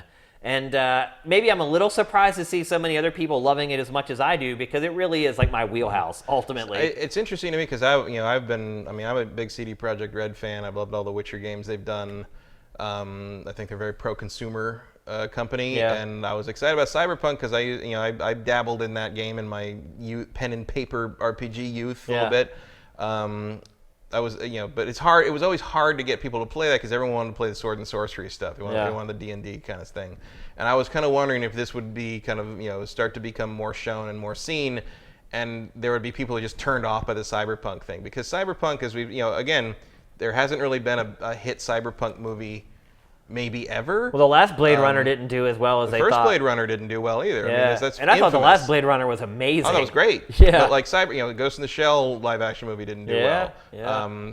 Again, not on par with Blade Runner 2049, but like Cyberpunk doesn't seem to penetrate the mainstream audience consciousness, but certainly it seems to have captured the imagination of the core gaming and game journalism demographic. Hopefully this can translate into kind of a breakout hit sort of thing. Dude, the guns in this game are so freaking awesome. Like, I can't even begin to tell you. Like, the way that they work, their alt-fire modes. Like I said, there's a gun that banks. You can bang bullets off of objects. And you can see, your eye can see through the wall to the gun. You can bounce the shotgun. You can bounce off the wall. Not only that, you have weapons that can shoot through walls. You can see the enemies through the wall and then shoot through the walls if it's not there. That's probably what shocked me the most about this game was the guns. Like the thought that has gone into them and how creative and interesting they are, which now that I'm seeing this debut the first teaser trailer for it, what is it focused on? A gun. Yep. I never even pieced it together until just now. But this game really is all about like the guns and the weapons. It was some of the coolest stuff that they showed in the whole demo. Anyway, like I said earlier in the show, let me know what you want me to do with the audio version of the presentation, and I will do it, and I will get it out for you guys. Like I said, I have the whole thing recorded, and I can just loop the trailer over and over so you can just listen to it. I can just put up a still image while you can listen to it. I can put it up as a podcast in our podcast feed. Just let me know what you want me to do, and I will do it. So there you go. Unanimous game of the show from Matt and I, Cyberpunk 2077. Easiest best of E3 game of show I've ever given. Think about that. I've been doing this for 20-some years. So hopefully you trust me when I tell you that it's not a bunch of malarkey what people are saying about this game. And I just saw it yesterday, the last day, too. Like, I just barely, slid in and got to check it out. I had to stand to watch it. Who cares? Totally worth it. Totally worth it. All right, let's get to some questions.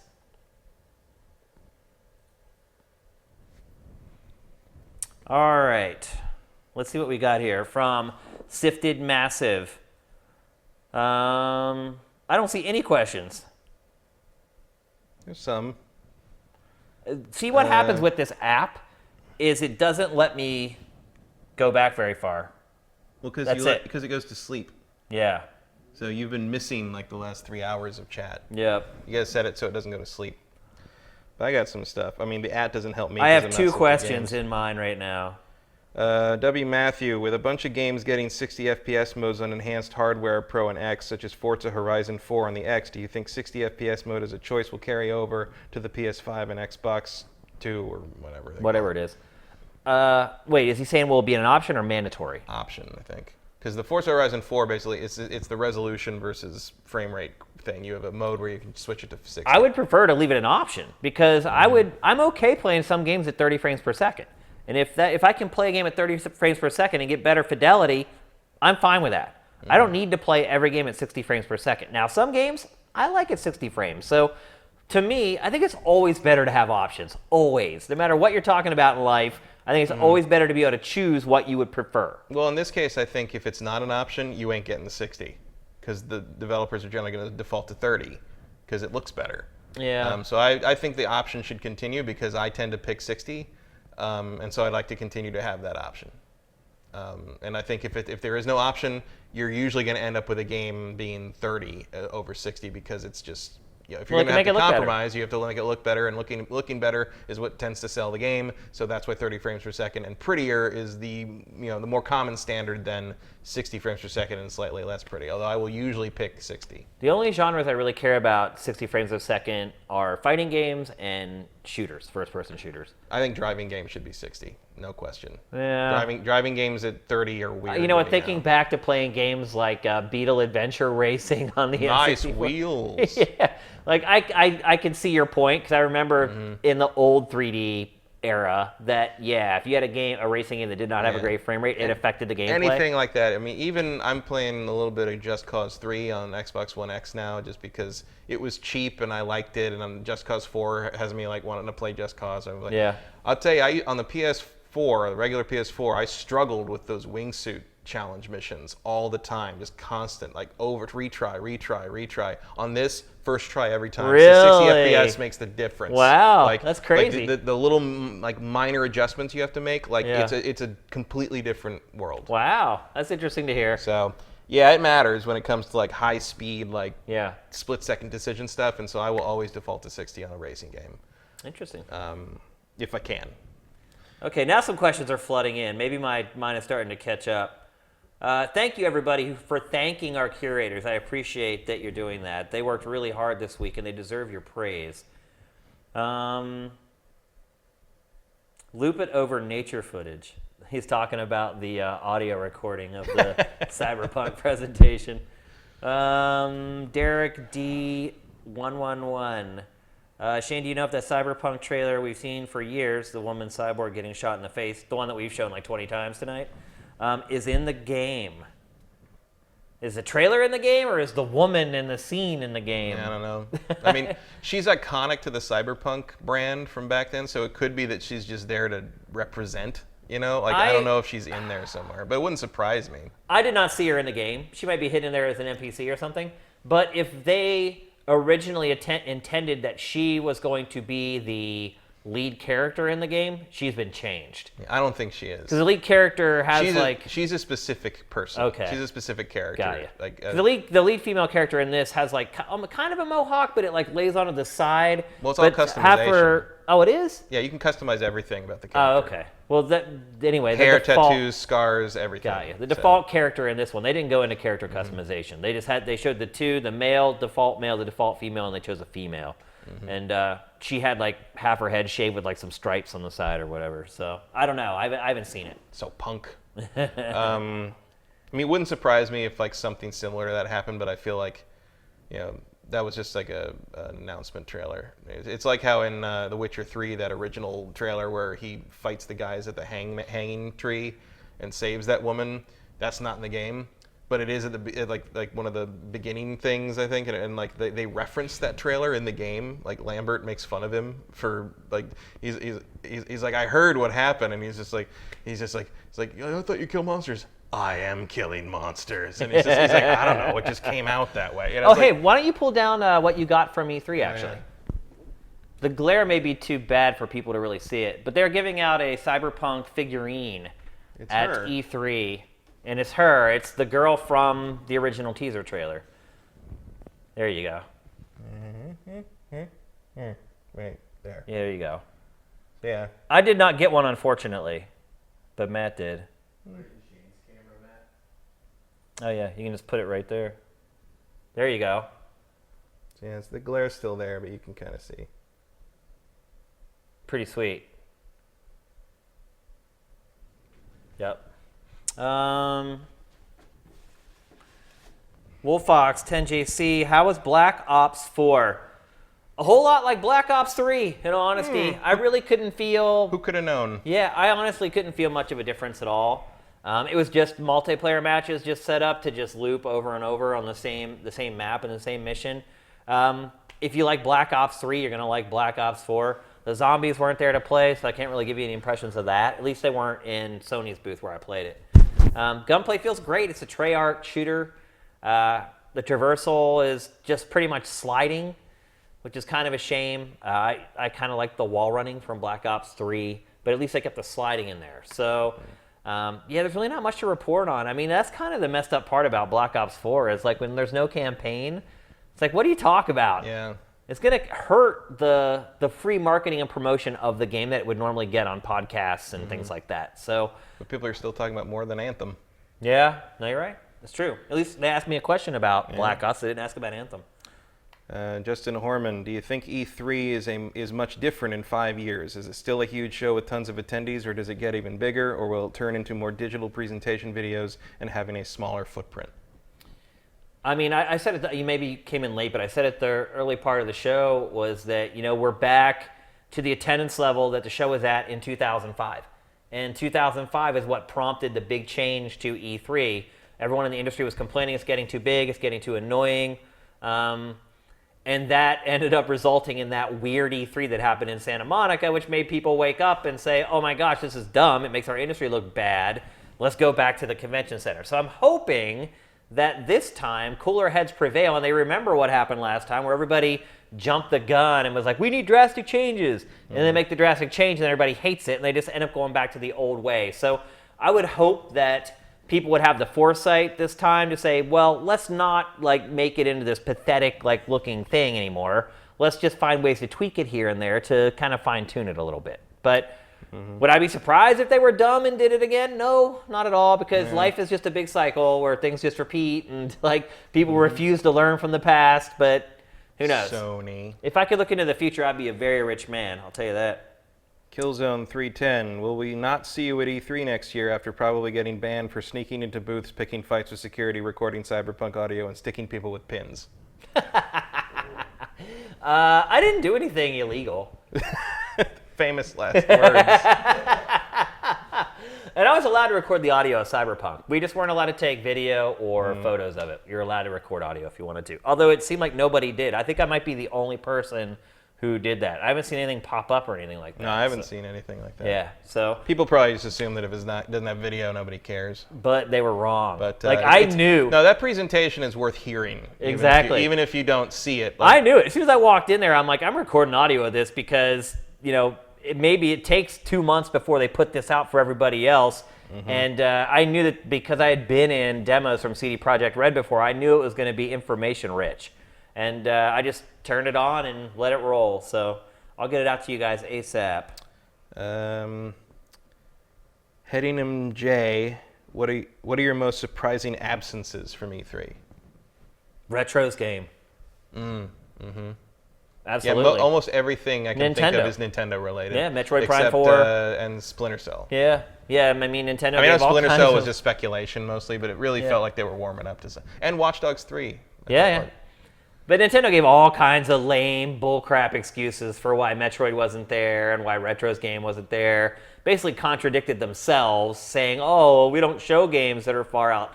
Funny, you did it in this exact direct, and you did it last year. And then they try to say, well, last year was the first year of the console, and we really needed to get out in front of it. Well, how do you explain the stuff that you showed it this year as it isn't coming out this year? It was just a bunch of malarkey. So I was surprised, yes, that Metroid Prime 4 wasn't there. I was surprised that we don't know what Retro's working on still. I'm really starting to wonder if Retro is problematic again. If maybe they've lost some important employees and they're starting to fall back into their old ways where they have a bunch of projects and they can't get any of them greenlit from Nintendo, because we absolutely should have seen Retro's game by now. Absolutely should have seen it. So, I don't know. I'm starting to get a little nervous that maybe something's going on at that studio at this point. Something's up. Way up. Yeah. Something's up. Where's Yoshi's Flip? Yoshi's Flippin' Island, or whatever they're going to call it, is probably the weirdest absence to me because it was already there last year. And we had it's like just an hour of gameplay of it already from the Treehouse last year. Yeah, and it's just like It's gone. It's like, how does it take? Nintendo's showing makes no sense whatsoever. None of it. Like it's None just of it makes you're sense. just pooping out another Yoshi game. Like Yeah. how is it possibly that complex? Not that I even missed it. No, but like it's not like your release schedule needs everything you can get this year. Yeah. Like why is that not like your frickin' September game or something? I don't know, man. It's really I don't baffling. Here's a good one. The Abram. Do you feel better about Phil Spencer as the head of Xbox after this E3? Well, that's a weird kind of catch-22 because he's the one who got them into this mess in the first place. It's like he would have Did to. he? I thought Don Matrick was kind of instrumental in sort of shredding that situation back. Well, when Phil has been the head of studios this whole time. He knew more than anyone what was coming down the pipeline, what wasn't coming down the pipeline. He's the one who canceled Scalebound, knowing they had a more powerful console coming. Would he and have then had- saying that they didn't have enough power to run Scalebound. Would he had the power to like make that call, or could somebody have been saying no, you're going to do it this way? Which call? Scalebound? Whatever call about like how the studios were managed, like what was in the pipeline, like Yeah, absolutely. Yeah. I mean, he's the head of their studios. That's his job, But who's to head of manage Xbox? those studios. But who's head of Xbox? I don't even know. Who is it now? I don't know. Used to be Matrick, I thought. Yeah, I don't think it is. But he's gone, so who's doing it now? They don't really trot him out, I guess. No, I mean, Phil is the face of Xbox. He does their press conference. Mm-hmm. He runs all their studios. It all falls on him. If his studios are not producing content and good content in a timely manner, that's his responsibility. And it has been for a long time. And so he dug the hole that he filled a little bit in with this E3. Do you reward somebody for fixing their mistake? I guess a little bit, yeah. I think you might be too hard on Phil there. It's, Why? Because I've been in situations where I knew the right thing to do, but because of the people who were in charge above me, I couldn't do it. But in what scenario? How would He this still scenario answers relate to to the head of Xbox. Like if they don't want to give him the budget to like fill that schedule properly, there's nothing he can really do about it. I mean, I don't know what happened with Scalebound. That's still a big question mark. I mean, I don't know if it's about budget, though. It's about, these are the assets that you have, meaning the studios that you have under your tutelage, under your purview. Well, he doesn't have much, so now he bought 4 more of them. So good? I don't know. But what happened that all of a sudden they're like, yeah, okay, now we're going to give you the money to buy studios? Maybe he finally convinced some higher-ups that, yeah, there's a problem.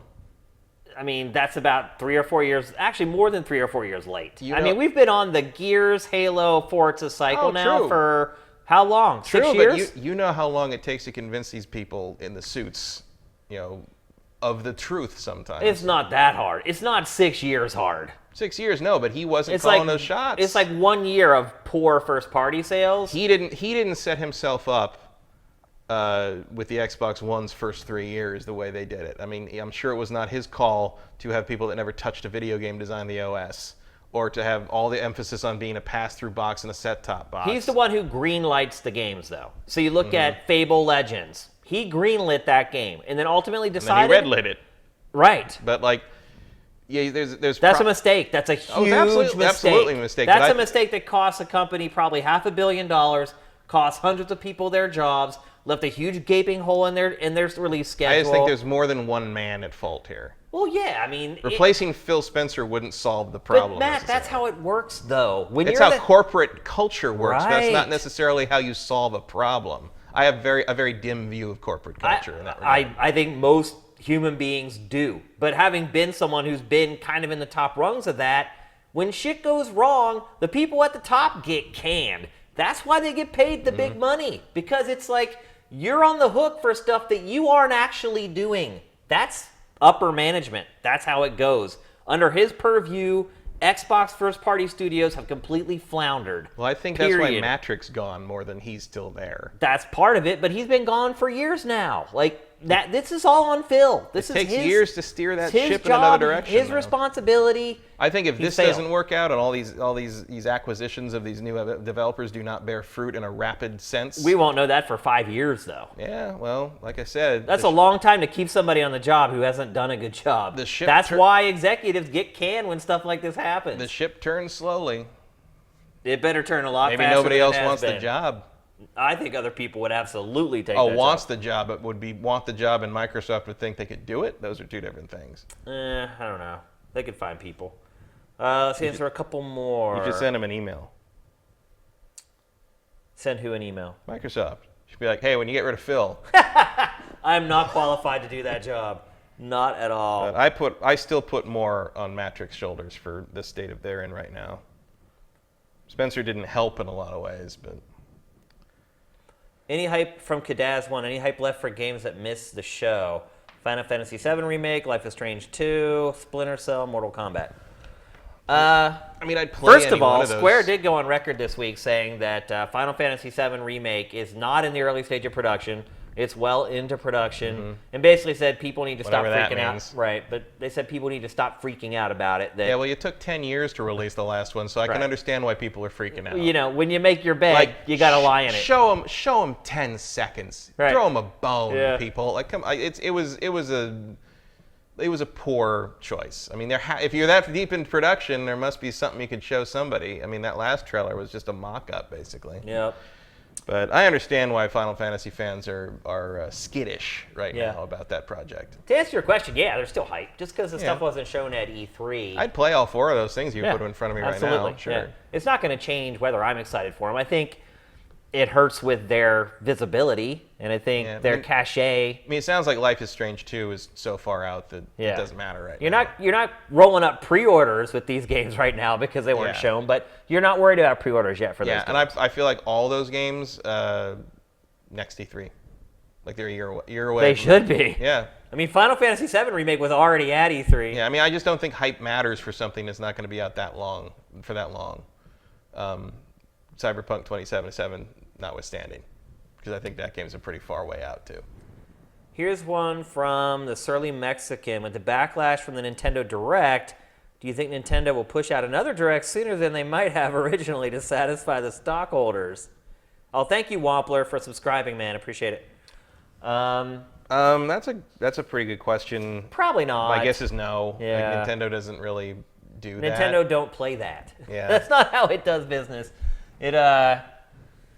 It has a schedule. Yeah, and it gonna has stick its to plan and it sticks to it unless things go drastically wrong. And I just feel like this stock market thing is kind of an overcorrection. Oh, absolutely. And it'll bounce back. It'll come back. And it'll be fine. What people don't realize is that Nintendo of Japan runs Nintendo. It probably doesn't even care what the U.S. stock market is doing. Like, it cares a little bit. I mean, it did lose 15% in like 5 days. I mean, they noticed, I'm sure. I mean, they lost billions of valuation in 5 days. So they obviously are aware of it, but Nintendo is not the knee-jerk reaction company. That's what the other companies do. Nintendo takes its time. It comes up with new ideas. It executes them and launches them. They become a success. And then the other guys are left doing the knee-jerk stuff. That's not how Nintendo rolls. And that's one thing I do admire about Nintendo is it has a very steady hand on the wheel. It doesn't just freak out and follow trends. It sets the trends. And then you see everybody else freak out and try to follow the trends. So, yeah, I don't see it changing Nintendo's Direct schedule. If there's a Direct next month, I would say that Direct was scheduled for next month all along. One more. Gotta keep tapping things to see more messages. Major Tom. Supposedly, Platinum was using money for Scalebound to complete Nier Automata. I heard that was But I not can't true. corroborate that. That was not true, as I heard. That was like some rumor thing. Oh. If that were the case, then Phil had every right to cancel that game. That would be a good reason to cancel, but I heard that was just like rumor and not a real thing. Yeah. I heard Platinum denied that. Of course, Platinum would deny that, but I don't know. That I have not seen substantiated. Here's the last one, the Legacy. If E3 moves to Vegas, what building should it be in regards to Sony corporations are as evil as their customers allow them to be? It should be in the Las Vegas Convention Center. Yeah, I mean, that's the only place it would ever be. I know maybe you've never been to Vegas, maybe you have, but if you've been to Vegas, you would realize that no casino in Las Vegas is big enough to hold E3. No. It's Like maybe if you cleared the whole thing out and maybe clear out gutted the it. whole strip Yeah. and like every casino became E3, it would fit. But yeah, there's a huge convention center Don't in give Las them any Vegas. ideas. Yeah, exactly. That would be kind of fun, actually. But Be better than the Santa Monica one. yeah, for sure. There's a huge convention center in Las Vegas, way bigger Yeah. than the one in LA. It's Cavernous. It's like 4 times the size of the LA Like convention that's center. why San Diego Comic Con keeps like the keeps bubbling to the surface the idea of them moving to Vegas because the Las Vegas Convention Center could handle San Diego Comic-Con. That's how big it is. Yeah. Also, that whole section is nothing but hotels. Yeah. Like, it would work. It would. Yeah. It would And there's just billions of hotels in Vegas. I mean, the downside is you're in Vegas. Or to a lot of people, that's the upside. Although we would have some really great stories to tell if E3 was in Las probably Vegas. on the flip side, if you want to stop encouraging loot boxes, sending these developers to Vegas is probably not the best way to make them stop thinking about that. There would be all kinds of stories though about developers that didn't show up for their demos the next day. Just the stories of the Mandalay Bay parties and photos who dove into the Shark Tank and did the photos of developers at strip clubs and stuff. It would be bad, but awesome at the same time. So that's it. That's our best of E3 2018 episode for GameFace. Hope you guys enjoyed it. Hope you guys have enjoyed E3. Hope you guys have enjoyed our coverage of E3. There's a lot more to come still. We got a bunch of content that we shot yesterday that we still got to get posted. Once we put up this episode and you guys start commenting, we'll figure out what to do with the Cyberpunk audio, and we'll do that for you guys. But it's been a great show. Matt, man, it's been a great E3 working with you, man. How many have we been through together now? 5, 6, 7, 8 or 9. You mean since you came to Tech TV? Yeah, just since we've ever known each other. Known each other? That would be 16. 2002. It's crazy. It was a great show. I really, really enjoyed this E3 in a number of ways. Hopefully it's not my last, but you never know. But if it was, man, I really squeezed it for all it was worth. And it was great doing another E3 with Matt and with Sam, and especially for you guys. Thanks for your nice, support. Comfortable couch this time. Yeah, it was nice. And thanks to you guys for supporting us. Our Patreon has actually gone up all the way through E3. We have more patrons right now than we've ever had. The money amount isn't the most we've ever had, but we have the most people contributing to it now. And I hope they stick around when the month turns over. It seems like we always get up there and then the month turns over and a bunch of them leave. So everybody got to pull out that $60 to buy the crew too. Exactly. Yeah.